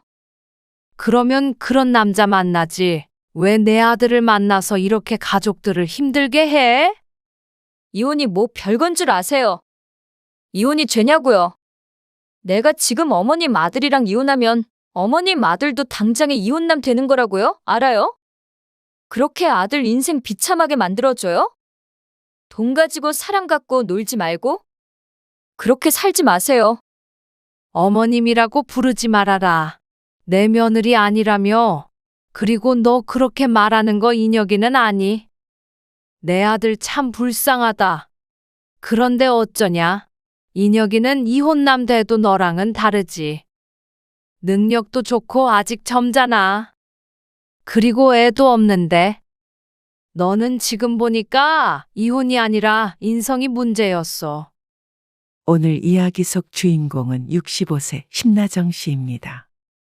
그리고 그녀의 아들과 며느리에 관한 이야기이죠. 아들은 결혼을 하기까지 그 과정이 순탄치 않았습니다. 그리고 그 때문에 심 씨의 속도 썩어 문드러지게 되었죠. 잠도 제대로 못 자서 병원에서 수액을 맞을 정도로 심 씨의 마음고생이 심했습니다. 하지만 결국엔 심 씨도 자식을 못 이기고 받아들였던 아들의 결혼. 누군간 유별나다 할 수 있겠지만 누가 쉽게 이 결혼을 허락할 수 있었을까요? 능력 있는 아들이 이혼녀와 결혼하겠다는데 말이죠. 수없이 많은 고민이 있었고 평생을 느낄 고통을 느꼈습니다. 하지만 결혼을 한 뒤엔 이왕 가족이 된 거 잘 지내보자고 마음을 다 잡았습니다. 그런데 며느리가 그걸 내내 마음에 품고는 안갚음까지 할 줄은 몰랐습니다. 그래서 아들의 결혼 생활이 내 불행이 될 줄은 상상도 못했습니다. 심 씨는 아들 김인혁을 낳은 뒤에 자궁근종으로 인해 자궁을 드러내는 수술을 했습니다. 그래도 아들을 이미 하나 낳았으니 다행이라고 생각해야 할지. 하지만 둘째를 생각하고 있던 그 당시엔 심 씨 부부는 무척 힘든 시간을 보낼 수밖에 없었습니다. 더 이상 자식을 가질 수 없는 상황에서 하나 있는 아들이 얼마나 귀했는지 충분히 상상이 갔죠. 양가 조부모에게서도 사랑을 듬뿍 받으며 컸고 심 씨 부부도 하나 있는 자식 잘 키워보자고 다짐했습니다. 그리고 아들은 바람처럼 잘 커주었고 좋은 대학에 진학해 20대 중반의 대기업에 취직도 했습니다. 이후에 아들은 연애도 하는 것 같았지만 한 번도 심 씨 부부에게 소개해 준 적은 없었습니다. 그게 30이 넘어가자 심 씨도 조금씩 걱정이 되었죠. 너 연애도 하면서 일을 해. 청춘이 아깝다. 심 씨의 말에 아들은 웃기만 했습니다. 금방 30 중반, 후반, 40이 될 텐데 이대로 가다가는 아들이 노총각이 되지는 않을지 걱정되기까지 했습니다. 좋은 아가씨 있으면 얼른 데리고 와. 몸만 오라고 해, 몸만. 심 씨도 남편도 며느리만 생기면 아들이 안정적인 결혼 생활을 할 수 있게 물심양면 지원해 줄 생각이었습니다. 애가 생기면 애기도 봐주고 말이죠. 가끔 그런 생각을 떠올리면 행복하기도 하고 결혼을 안 한다고 할까봐 불안하기도 했습니다. 그런데 그런 걱정이 무색하게 아들이 33이 됐을 때 결혼을 하겠다고 했죠. 너는 이렇게 단계가 없니? 저번에 물어봤을 때는 아무 말도 없더니. 뭐가 이렇게 갑작스러워? 그러게. 당신이 인혁이는 여자친구도 없다고 한탄했잖아. 그런데 결혼이라니. 기쁜 한편 당황스러운 마음도 컸습니다. 그런 심 씨를 보며 아들이 어렵게 입을 뗐습니다. 사실 여자친구가요. 말을 끝까지 하지도 않고 망설이는 아들. 왜? 엄마는 연상도 괜찮아. 혹시나 하는 맘에 꺼낸 말이지만 아들은 고개를 저었습니다. 연상은 아니에요. 저보다 1살 어려요.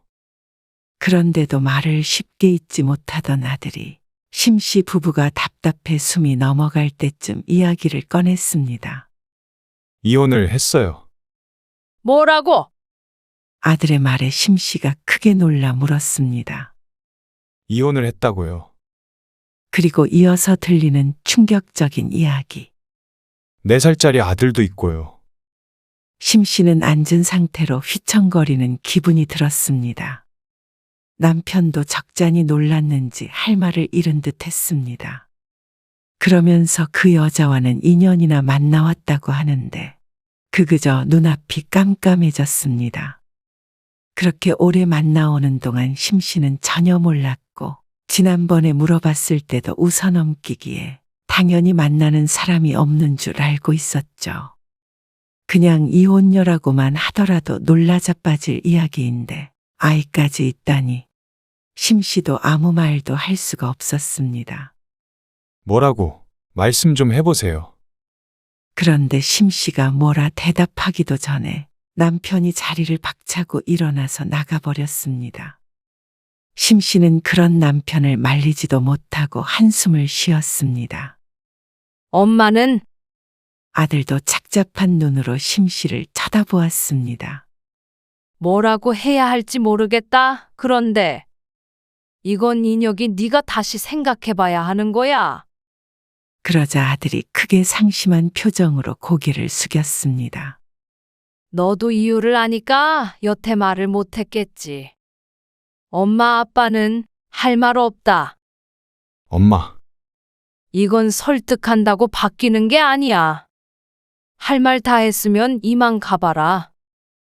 아들에게 이런 식으로 말해본 적이 없던 심씨였지만 이번만큼은 단호하지 않을 수 없었습니다. 아들이 돌아가고 조금 있자 남편이 다시 들어왔습니다. 줄담배를 피웠는지 담배 냄새가 진동했지만 오늘만은 잔소리도 할 수가 없었습니다. 심씨도 피울 줄만 알면 10개피라도 피우고 싶은 심정이었으니 말이죠. 어떻게 이런 일이 다 있어? 인혁이 그놈이 미친 거 아니야? 다소 격앙된 남편의 말에 심씨도 고개를 끄덕였습니다. 인혁이가 그럴 리가 없지. 다시 생각해 보라고 했고, 그게 안 되더라도 무조건 맘 바꾸게 해야지. 그렇지만 그건 심씨 부부만의 생각인 듯 했습니다. 며칠 뒤 아들에게서 전화가 왔습니다. 죄송하지만 제 생각엔 변함이 없어요. 또다시 가슴이 미어지는 듯한 기분이 들었습니다. 마음 졸이며 기다렸던 아들의 말은 이런 것이 아니었습니다. 네가 뭐가 부족해서 애 딸린 이혼녀를 만나? 어떻게 그런 생각을 해? 심씨도 고상하게 말할 수가 없었습니다. 애 있고 이혼한 게 어때서요? 혼자 애 키우느라 고생 많이 했어요. 씩씩하게 살고 있는데 안쓰럽지도 않으세요? 물론 안쓰럽고 불쌍했습니다. 하지만 그건 심씨의 아들과 상관이 없을 때의 이야기였습니다. 그런 안쓰럽고 불쌍한 사람이 초혼인 내 아들의 아내가 된다고 생각하면 생각만 해도 가슴이 아팠습니다. 그때도 말했지만 이건 절대 안 되는 거야. 너도 알잖아. 더 이상 엄마 아빠 마음에 대못 박지 말어. 심씨는 전화를 끊었지만 마음이 진정이 되지 않았습니다.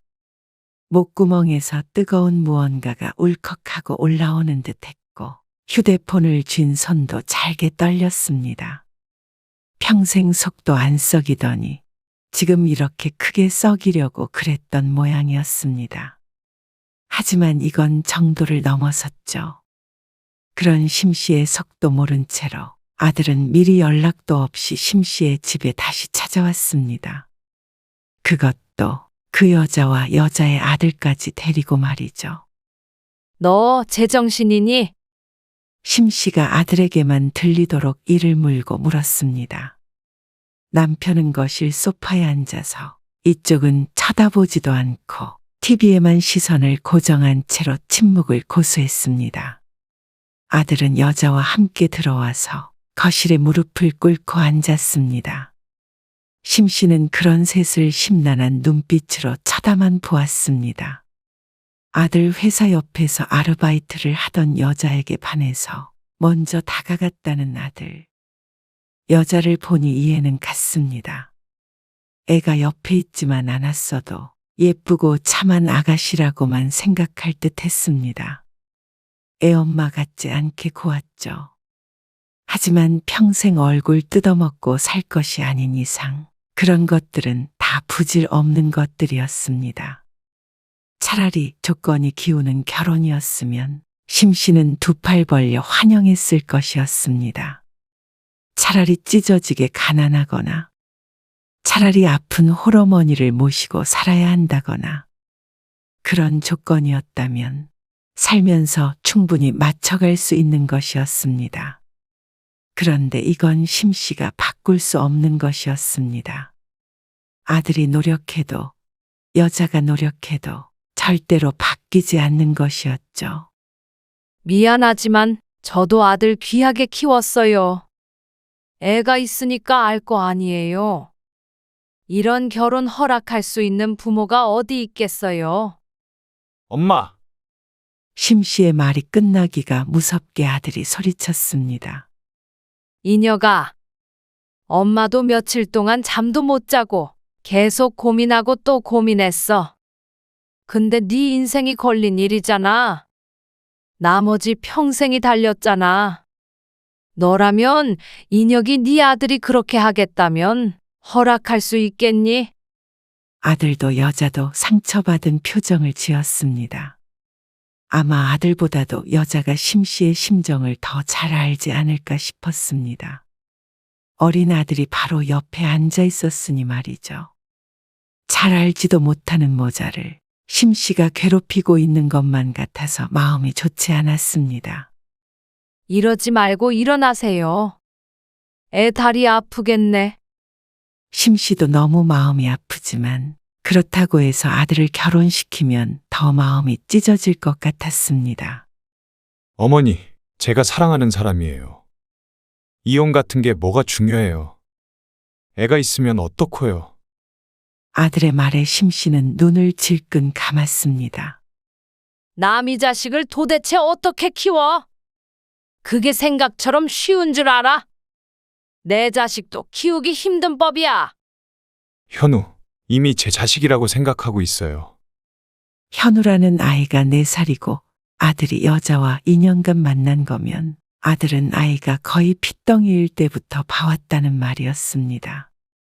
무슨 일이 있었길래 그렇게 어린아이가 있는 상태에서 이혼을 했는지는 모르겠지만 이유가 어찌 되었든지 아들이 그 아픔을 떠안는 걸 참아볼 수는 없었습니다. 엄마 아빠가 반대하셔도 저는 평생 함께하기로 약속했어요. 이녀가 엄마가 제 인생 대신 사실 것도 아니잖아요. 제 인생은 제가 스스로 결정할 수 있게 해주세요. 그리고 더 이상 연수한테 상처 주시면 저도 못 참습니다. 아들의 말에 심씨는 목이 턱 막힌 듯 아무 말도 하지 못했습니다. 아들은 여자와 아이의 손을 잡고 일어났습니다. 다시 연락드릴게요. 그렇게 돌아가 버린 아들. 그 자리엔 무거운 침묵만이 남아 있었습니다. 남편은 깊은 한숨을 내쉬었고 심씨도 가슴이 미어질 지경이었습니다. 이 일을 도대체 어떻게 해야 할지를 몰랐습니다. 이미 아들은 굳은 결심을 한 듯 보였고 부모가 받는 상처보다도 여자가 받는 상처에 더 마음이 쓰이는 듯 했죠. 그런데 그렇게 가슴에 대못을 받고 갔던 아들은 얼마 뒤에 홀로 찾아왔습니다. 엄마, 이것 보세요. 아들은 아이와 함께 찍은 사진, 그리고 셋이서 찍은 사진들도 보여줬습니다. 사진을 보니 꼭 심씨의 아들이 낳은 자식 같았습니다. 원래부터 한 가족이었던 것처럼 말이죠. 기쁘게 웃으며 사진을 보여주는 아들에게 차마 모진 말을 하지 못했습니다. 그렇게 아들은 자주 찾아와서 심씨 부부를 설득하려고 했습니다. 차라리 폐악이라도 부렸으면 따라서 드러눕기라도 했을 텐데 눈물로 호소하는 아들을 보니 심씨의 마음도 흔들렸습니다. 아들도 날이 갈수록 괴로워했고 말이죠. 그리고 또 여자랑 찾아와서 납작 엎드린 아들. 잘 살게요. 엄마. 어머니, 잘 살겠습니다. 여자도 같이 고개를 숙였습니다. 옆에 어린 아이를 앉혀두고 고개 숙인 여자가 참 짠했습니다. 그리고 저들 마음대로 부모 없이 결혼식 올리겠다고 하지 않고 이렇게 찾아와서 끝까지 설득하려고 하는 게 어떻게 보면 기특하기도 했습니다. 그렇게 몇 달이 지난 끝에 결국 심씨도 남편도 마음을 돌리게 되었습니다. 결혼을 하고 며느리는 아들이 살고 있는 아파트로 아이를 데리고 들어왔습니다. 아들 출퇴근하기 편하라고 심씨 부부가 얻어준 24평 아파트였습니다. 내심 그곳에서 신혼을 시작하게 하려는 마음도 있었기 때문에 혼자서 살기엔 큰 집을 샀던 것이었습니다. 너희 애는 또 안 가질 거야? 네. 하나 키우기도 힘들고 애기 생기면 현우도 소외감 느낄 것 같아서요. 아들의 말에 심씨는 한숨을 쉬었습니다. 심씨도 아들을 닮은 자신의 핏줄을 이은 손자가 보고 싶었습니다. 그런데 생판 남의 핏줄인 손자 하나가 전부였으니 심란하기도 했죠. 하지만 그것조차 결혼을 허락했으면 심씨가 감수해야 할 부분이었습니다. 그래도 위안이 되는 점은 아들이 결혼 후에 행복하게 잘 살고 있는 것이었습니다. 그리고 남의 자식이지만 자꾸 보니 현우도 예뻤습니다. 이제 내 손자라고 생각하고 보면 어쩐지 아들과 닮게 보일 때도 있었죠. 그래서 심 씨는 그래, 인생이 별거 있냐, 행복하면 됐지 하고 생각하게 되었습니다. 그런데 인생이라는 게 그렇게 쉽게 흘러가지가 않았습니다. 늦지 않게 나온다는 게 좀 일찍 와버렸네. 금요일 저녁, 어느 날 아들네와 함께 저녁을 먹기로 한 날이었습니다. 혹시나 해서 집에서 갈비를 재워왔습니다. 어린 손자가 먹어야 하니 간장 양념으로 말이죠. 생각보다 일찍 도착한 심 씨가 아들에게 전화를 걸었는데 아들은 아직 밖이라고 했습니다. 저 퇴근하고 현우 어린이집에서 데리고 들어가야 되는데 초인종 눌러보셨어요? 연수 집에 있을 텐데. 여기 1층에서 눌러봤는데 대답이 없네. 어디 간 것 같아. 전화도 안 받네. 이상하네. 어디 갔지? 지금 밖에 추운데 그러면 들어가 계실래요? 비밀번호 보내드릴게요. 아들은 심 씨에게 문자 메시지로 비밀번호를 주었지만 어쩐지 막 치고 들어가기가 불편했습니다. 아들이 혼자 살 때는 왔다 갔다 했던 집인데 이제는 부부의 집이라고 생각하자 조심스러웠습니다. 하지만 추위에는 장사가 없었습니다. 아들도 30분 안에 온다는데 그 사이에 다른 데 가 있기도 그랬고 찬바람이 너무 불어 콧물이 뚝 하고 떨어질 지경이었습니다.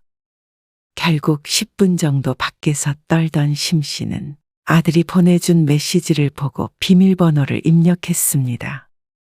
그리고 10층에 도착해서 현관문을 열자 훈훈한 기운이 느껴졌죠. 어? 집에 있었어? 심 씨가 거실 소파에 앉아 있는 며느리를 보며 놀라서 물었습니다. 아, 네. 근데 어떻게 들어오셨어요? 아, 인혁이가 알려줘서. 아무리 비밀번호를 알려줬어도 남의 집에 이렇게 비밀번호 치고 들어오시면 안 되죠. 밖이 추워서 먼저 들어왔어. 전화를 해도 안 받길래. 심 씨는 말을 하면서도 시선이 며느리 손에 들려있는 휴대폰에 멈춰 있었습니다. 며느리는 심 씨가 자초지종을 설명했는데도 기분 나쁜 기색을 감추지 못했습니다. 얼마나 쏘아붙이던지 민망할 지경이었습니다. 주인 없는 집에 비밀번호를 치고 들어오는 상황은 심 씨로서도 달갑지 않았지만 그렇다고 이렇게까지 핀잔을 들을 줄은 몰랐습니다. 그 뒤로도 며느리와 함께 있는 시간은 무척 불편했습니다. 심 씨가 하는 말은 듣는 둥 마는 둥 했고 눈초리는 사나웠습니다. 현우는 잘 지내지? 손자의 안부를 묻자 며느리의 눈이 세모꼴이 되었고 소파에 기대어 반쯤 누워있던 자세는 똑바로 세워졌습니다. 무슨 상관이세요? 어머니 손자도 아닌데. 뭐? 남의 자식은 못 키우는 거라면서요? 현우가 인혁 씨 자식이 아니라 남의 자식이면 어머니 손자도 아니잖아요. 결혼 전에 했던 심 씨의 말을 그대로 돌려주는 며느리. 그걸 지금까지 가슴에 담아두고 있었던 것 같았습니다. 심 씨는 당황스러운 마음에 입을 다물었고 둘 사이엔 불편한 침묵이 흘렀습니다. 그때 아들이 손자를 데리고 집으로 들어왔습니다. 연수 집에 있었네. 왜 전화 안 받았어? 초인종도 누르셨다는데. 아, 아까 내가 깜빡 잠이 들어서 몰랐어. 태연하게 대꾸하는 며느리. 밥 차릴까? 어머님이 못 싸우셨네. 며느리는 심 씨가 가져온 갈비를 꺼내 부엌으로 들어갔습니다. 겉으로 보기엔 시어머니 밥상을 열심히 준비하는 착한 며느리로 보였습니다. 하지만 심 씨의 마음 한구석이 싸했습니다. 하지만 심 씨도 며느리가 없는 말을 한 것이 아니고 전에 받았던 상처가 아직 치유되지 않았나 보다 싶어서 별다른 말을 하지 않았습니다. 그런데 그날 일은 끝이 아니라 시작일 뿐이었습니다. 가끔 만나게 되면 아들이 없을 때마다 어찌나 차갑게 구는지 차라리 원수에게 더 친절할 듯 했습니다. 그런 것이 몇 번 반복되자 이런 게 시어머니와 며느리 사이가 맞는지 의문이 들기까지 했습니다. 하지만 심씨 입장에서는 하나밖에 없는 며느리였습니다. 그래서 관계 회복을 위해서 나름대로 노력을 많이 했습니다. 선물 보내게? 결혼 기념일이잖아. 살갑게 굴지도 않는다며? 차차 가까워져야지 어쩌겠어. 심씨는 아들 며느리의 결혼 기념일에 며느리 앞으로 선물을 보내기도 했습니다. 이거 받으세요. 회사에서 누가 귤을 2박스나 줘서요. 1박스 드리려고요. 아들이 퇴근길에 들렀다며 갑작스럽게 심씨 집을 찾아왔습니다. 귤을 받아들었는데 때마침 휴대폰이 울렸습니다. 현우 엄마가 전화를 했네. 웬일로 며느리가 심씨에게 전화를 건 것이었습니다. 선물을 받아보았나 싶었습니다. 심씨는 받은 귤을 김치냉장고에 옮겨 담으며 스피커폰을 켜서 전화를 받았습니다. 그런데 흘러나오는 며느리의 목소리에 심씨도 아들도 당황할 수밖에 없었습니다. 이런 거 저는 불편해요. 저는 우리 현우한테 상처 준 사람과는 잘 지낼 수가 없으니까 소용없는 짓 하지 마세요. 어차피 저는 어머니 며느리라고 생각 안 해요. 어머니도 저를 며느리라고 생각하지 마시고 그냥 아들의 아내라고만 생각하세요. 그냥 서로 없는 사람처럼 살죠. 심씨는 며느리의 말에 크게 충격을 받았습니다. 이렇게까지 마음에 담고 살고 있을 줄은 몰랐습니다. 자신이 했던 발언들이 그렇게 상처가 되었을 줄은. 심씨의 그동안의 노력은 며느리의 말대로 헛된 것이었습니다. 그런데 며느리도 자식이 있는 입장에서 그 당시 반대할 수밖에 없었던 심씨의 마음은 전혀 헤아리지 못할까 당황스러웠습니다. 더 상처를 주려거든 심한 말도 할 수 있었지만 어린아이가 듣게 하기 싫어 그나마도 참았던 걸 전혀 모르고 있는 듯 했습니다. 심씨는 어쨌거나 우여곡절 끝에 결혼을 했으면 다 같이 잘 지내고 싶었습니다. 자식이 둘 셋이 씻는 것 아니고 딱 하나였으니 말이죠. 그런데 충격은 아들이 더 받은 듯 했습니다. 며느리의 마음을 심씨는 진작에 알고 있었지만 아들은 자신과 며느리가 나름 잘 지내고 있는 줄 알았으니 말이죠. 그런 얘기는 나중에 하자. 심씨는 전화를 끊어버렸습니다. 연수가 전혀 그런 말을 안 해서 몰랐어요. 심씨도 아들 마음 어지럽히기 싫어서 말하지 않았습니다. 며느리의 마음을 풀어주면 언젠가는 잘 지낼 수 있다고 믿었으니 굳이 알게 할 필요도 없다고 생각했습니다. 아들은 굉장히 심란해 보였습니다. 그런 아들을 보는 심씨의 마음도 아팠습니다. 그런데 어느 날 아들이 심씨에게 물었습니다. 다 같이 여행 한번 가는 건 어때요? 그동안 마음고생이 많았는지 목소리가 좋지 않았습니다. 생각해보니 저희가 충분히 터놓고 이야기하고 가까워질 시간이 없었던 것 같아서요. 심씨도 그러자고 했습니다. 심씨 또한 며느리와 척을 지고 살고 싶지는 않았으니 말이죠. 앞으로 살 날이 긴데 이런 사이로 계속 살 수는 없었습니다. 남편은 일이 있어서 가지 못하고 심심한 홀로 아들네 가족과 함께 서해안으로 여행을 떠났습니다. 며느리는 겉보기엔 심씨에게 불만이 없어 보였습니다. 여행을 가잔다고 따라 나선 것을 보면 최악의 상황은 아닌 것 같았습니다. 회 먹으러 갈까요? 그러니 아무렇지도 않게 심씨에게 말을 걸 수 있었겠죠. 심씨는 이참에 며느리와 제대로 회포를 풀고자 했습니다. 저녁에 술도 같이 한잔하면서 말이죠. 아이고, 애기가 아빠를 쏙 빼닮았네. 횟집 주인이 아들과 손자를 번갈아 보며 말했습니다. 그 말을 듣고 며느리는 무척 좋아했습니다. 그렇죠? 그리고 아들도 기쁘다는 듯 웃었습니다. 그 모습을 본 심심하니 조금 씁쓸한 기분이 되었습니다. 겉으로 보기엔 어머니를 모시고 온 젊은 부부처럼 보이는 듯 했습니다. 식사를 하고 산책을 하면서도 며느리는 아무렇지도 않게 심씨를 대했습니다. 그 모든 게 심씨의 착각이었나 싶은 생각마저 들었습니다. 엄마, 현우 좀 잠깐 봐주세요. 저기에서 현우 먹일 과자라도 좀 사올게요. 아들은 손자의 손을 심씨에게 넘기며 말했습니다. 얼떨결에 손자의 손을 잡은 심씨. 아들과 며느리는 근처에 보이는 마트 안으로 들어갔습니다. 엄마 아빠가 현우 좋아하는 과자 사러 가셨네. 심씨가 아이에게 말을 걸자 아이가 좋다고 웃었습니다. 비록 아들의 핏줄은 아니지만 이렇게 다 같이 지내는 것도 나쁘지 않겠다 싶었습니다.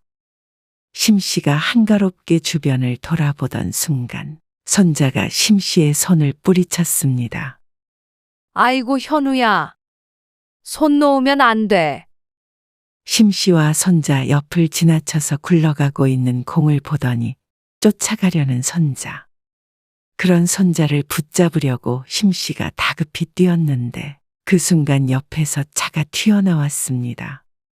놀란 마음에 얼른 손자를 잡아당겼는데 그 힘에 모시겨 함께 넘어지고 말았죠. 현우야, 괜찮아? 심씨가 감싸서 다치지는 않았을 텐데 놀란 가슴이 진정이 되지 않았습니다. 아이는 목청 놓아 울어댔습니다. 손바닥을 보니 바닥에 쓸렸는지 살짝 까져 있었습니다. 심씨의 상황은 오히려 좋지 못했는데 손바닥이 온통 생채기가 나 있었고 피도 흐르고 있었죠. 현우야, 그런데 마트에서 나오며 그 장면을 보았는지 멀리서 며느리가 다급하게 뛰어왔습니다. 며느리는 아이의 손을 보더니 심씨에게 불같이 화를 냈습니다. 아니, 애를 어떻게 보시는 거예요? 갑자기 손을 뿌리쳤어. 어른이 애 힘 하나 못 이기는 게 말이 돼요? 어머님 아이 아니라고 신경도 안 쓰신 거잖아요. 연수야, 왜 그래? 안 다쳤으면 됐지. 아들도 다가와서 아이를 살피더니 안심한 눈치였습니다. 피도 안 나네. 피가 중요해 지금? 큰일 날 뻔했잖아. 그 차에 치이면 어쩔 뻔했어. 아들은 울먹거리는 며느리와 통곡하고 있는 손자를 한꺼번에 끌어안고 달랬습니다. 그리고 심씨의 상처를 봐주는 사람은 하나도 없었죠. 긴팔을 입어서 잘 보이진 않지만 팔 전체가 쓰렸습니다. 그리고 숙소에 도착해서 윗도리를 을 벗어보니 생각했던 대로 한쪽 팔이 전부 쓸려 있었습니다. 아들과 손자는 욕실에서 씻느라 보지 못했고 며느리는 그 상처를 보고도 못 본 척 시선을 돌려버렸습니다. 어쩐지 이번 여행을 통해서 며느리가 아닌 심씨의 마음이 닫혀버릴 것 같은 예감이 들었습니다. 나가서 맥주 좀 사올게요. 아이는 먼저 잠들었고 아들이 셋이서 맥주를 한 잔씩 마시자며 나갔습니다. 여기까지 왔으니 서로 대화를 나눠보자는 의미인 듯 했습니다. 그런데 아들이 나가고 얼마 안 돼서 며느리가 통화 좀 하겠다며 나가버렸습니다. 한참이 돼도 돌아오지 않는 두 사람. 그때 휴대폰 소리가 들렸는데 아들이 휴대폰도 두고 나간 듯 했습니다. 혹시나 호텔을 못 찾는 게 아닐까 싶어서 걱정스러운 마음에 심씨가 깊게 잠든 손자를 한번 쳐다보고는 밖으로 나섰습니다. 그런데 밖으로 나가서 골목을 빠져나가자 며느리의 목소리가 들렸습니다. 누군가와 통화하고 있는 듯 했습니다. 보기만 해도 열불이 나서 그냥 쌩 까고 살고 싶어. 그 여자가 내 아들도 피눈물 나게 했잖아. 어리다고 귀가 없니? 평생 안 보고 살고 싶은데 인혁 씨 때문에 억지로 여행 따라온 거야. 야, 그렇다고 맘대로 쌩 까고 살 수가 있어? 누군 안 그러고 싶냐? 나중에라도 떨어지는 게 있으려면 아예 영 끊고 살 수는 없어. 뭐? 그렇다고 내가 설설 길 필요도 없어. 어차피 외아들이라서 상속은 우리만 받을 테니까. 그래서 나도 내 나름대로 분풀이는 할 수 있는 거 아니겠어? 내가 뭐가 못돼? 못된 건 그 여자지.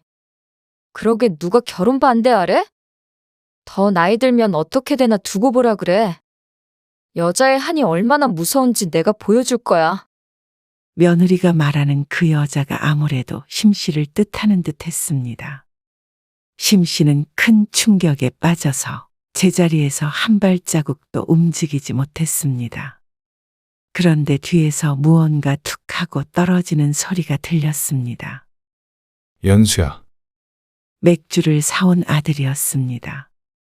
아들의 목소리를 들은 며느리는 귀신을 본 듯한 표정을 지었습니다.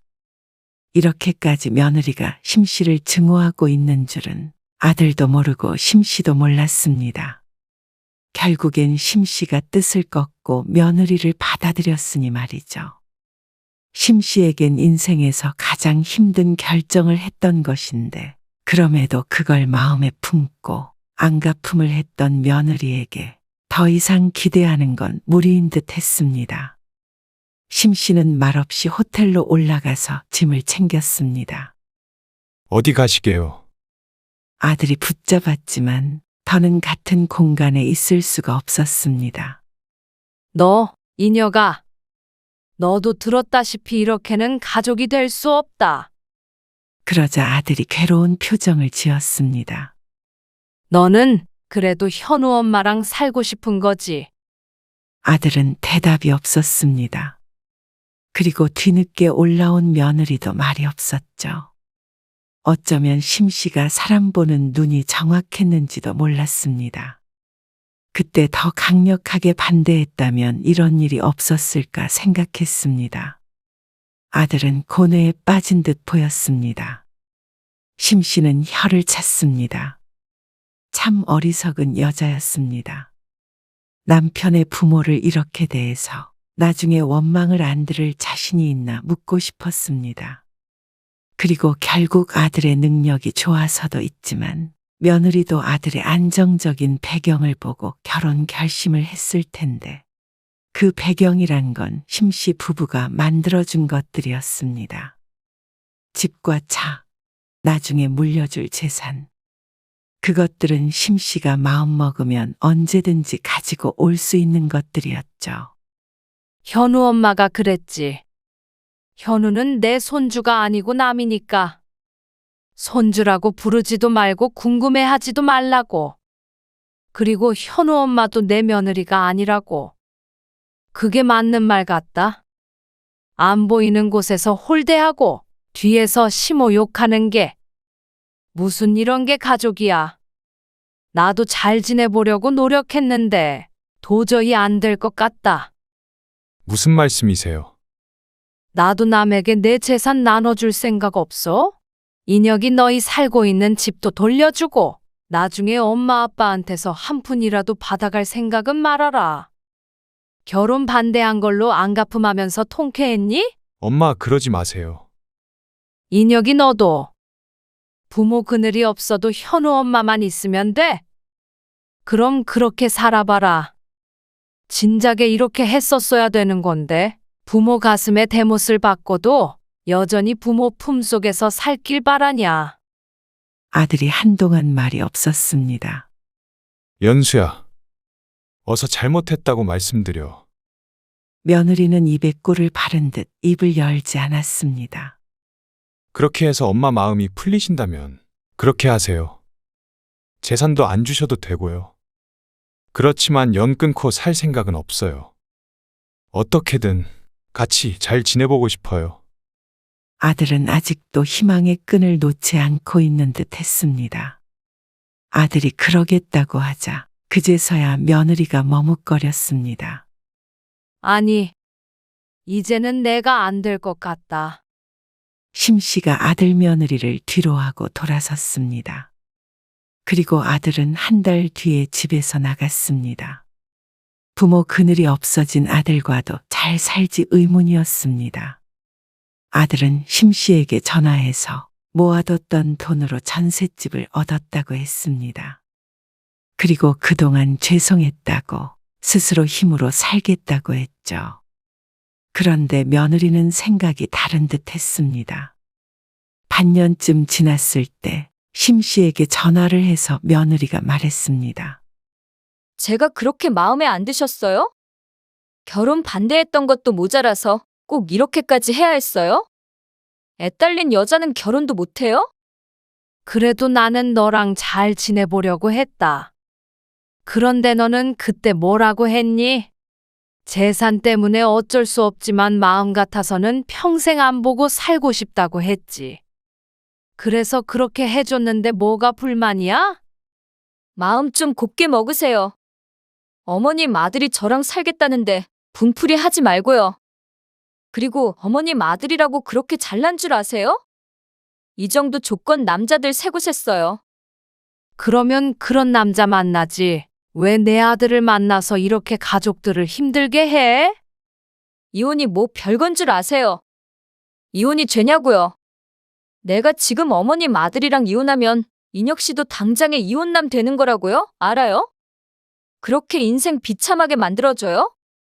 돈 가지고 사람 갖고 놀지 말고 그렇게 살지 마세요. 너 그렇게 말하는 거 인혁이는 아니.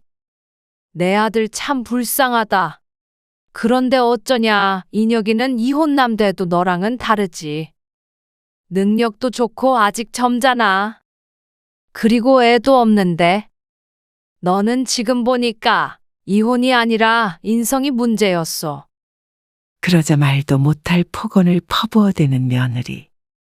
한참을 다 들은 뒤에 심 씨는 전화를 끊고 조용히 아들에게 녹음된 목소리를 전송해 줬습니다. 아들은 메시지를 확인하고도 답장이 없었습니다. 그렇게 3개월 뒤 아들은 정말 이혼남이 되어 돌아왔습니다. 며느리의 말대로 되었구나 싶었습니다. 애를 안 가진 게 차라리 다행인가 싶었죠. 하지만 심 씨는 아들도 별로 보고 싶지 않았습니다. 결국에는 아들조차 끝까지 심 씨의 가슴에 대못을 박았으니 말이죠. 언제고 또 그럴 수 있는 자식이었고 이제는 부모가 간섭해도 소용이 없다는 걸 알았습니다. 그럴 거면 그냥 아들 인생 알아서 살게 냅둬야겠다고 생각했습니다. 스스로 결정하고 스스로 책임지고 말이죠. 아들은 뒤늦게 죄송하다고 했지만 이미 많은 것들이 달라져 버렸습니다. 심 씨는 아들에게 집도 돌려주지 않았습니다. 원하는 대로 살고 싶다고 했으니 그러라고 하고 심 씨가 아들에게서 독립을 해버렸습니다. 그저 마음속으로만 아들이 2번은 같은 실수를 하지 않기를 바랄 뿐이었습니다. 무서운 세상이니 차라리 요즘 사람들처럼 혼자 사는 게 낫겠다 싶기도 했는데 이내 고개를 저어서 머릿속에서 아들을 생각을 지웠습니다. 이제는 이혼녀를 만나든 애가 10 딸린 여자를 만나든 알아서 하라고 했습니다. 이렇게 신경을 끄는 게 아들에게도 심 씨에게도 득이 되는 일이었음을 깨달았습니다.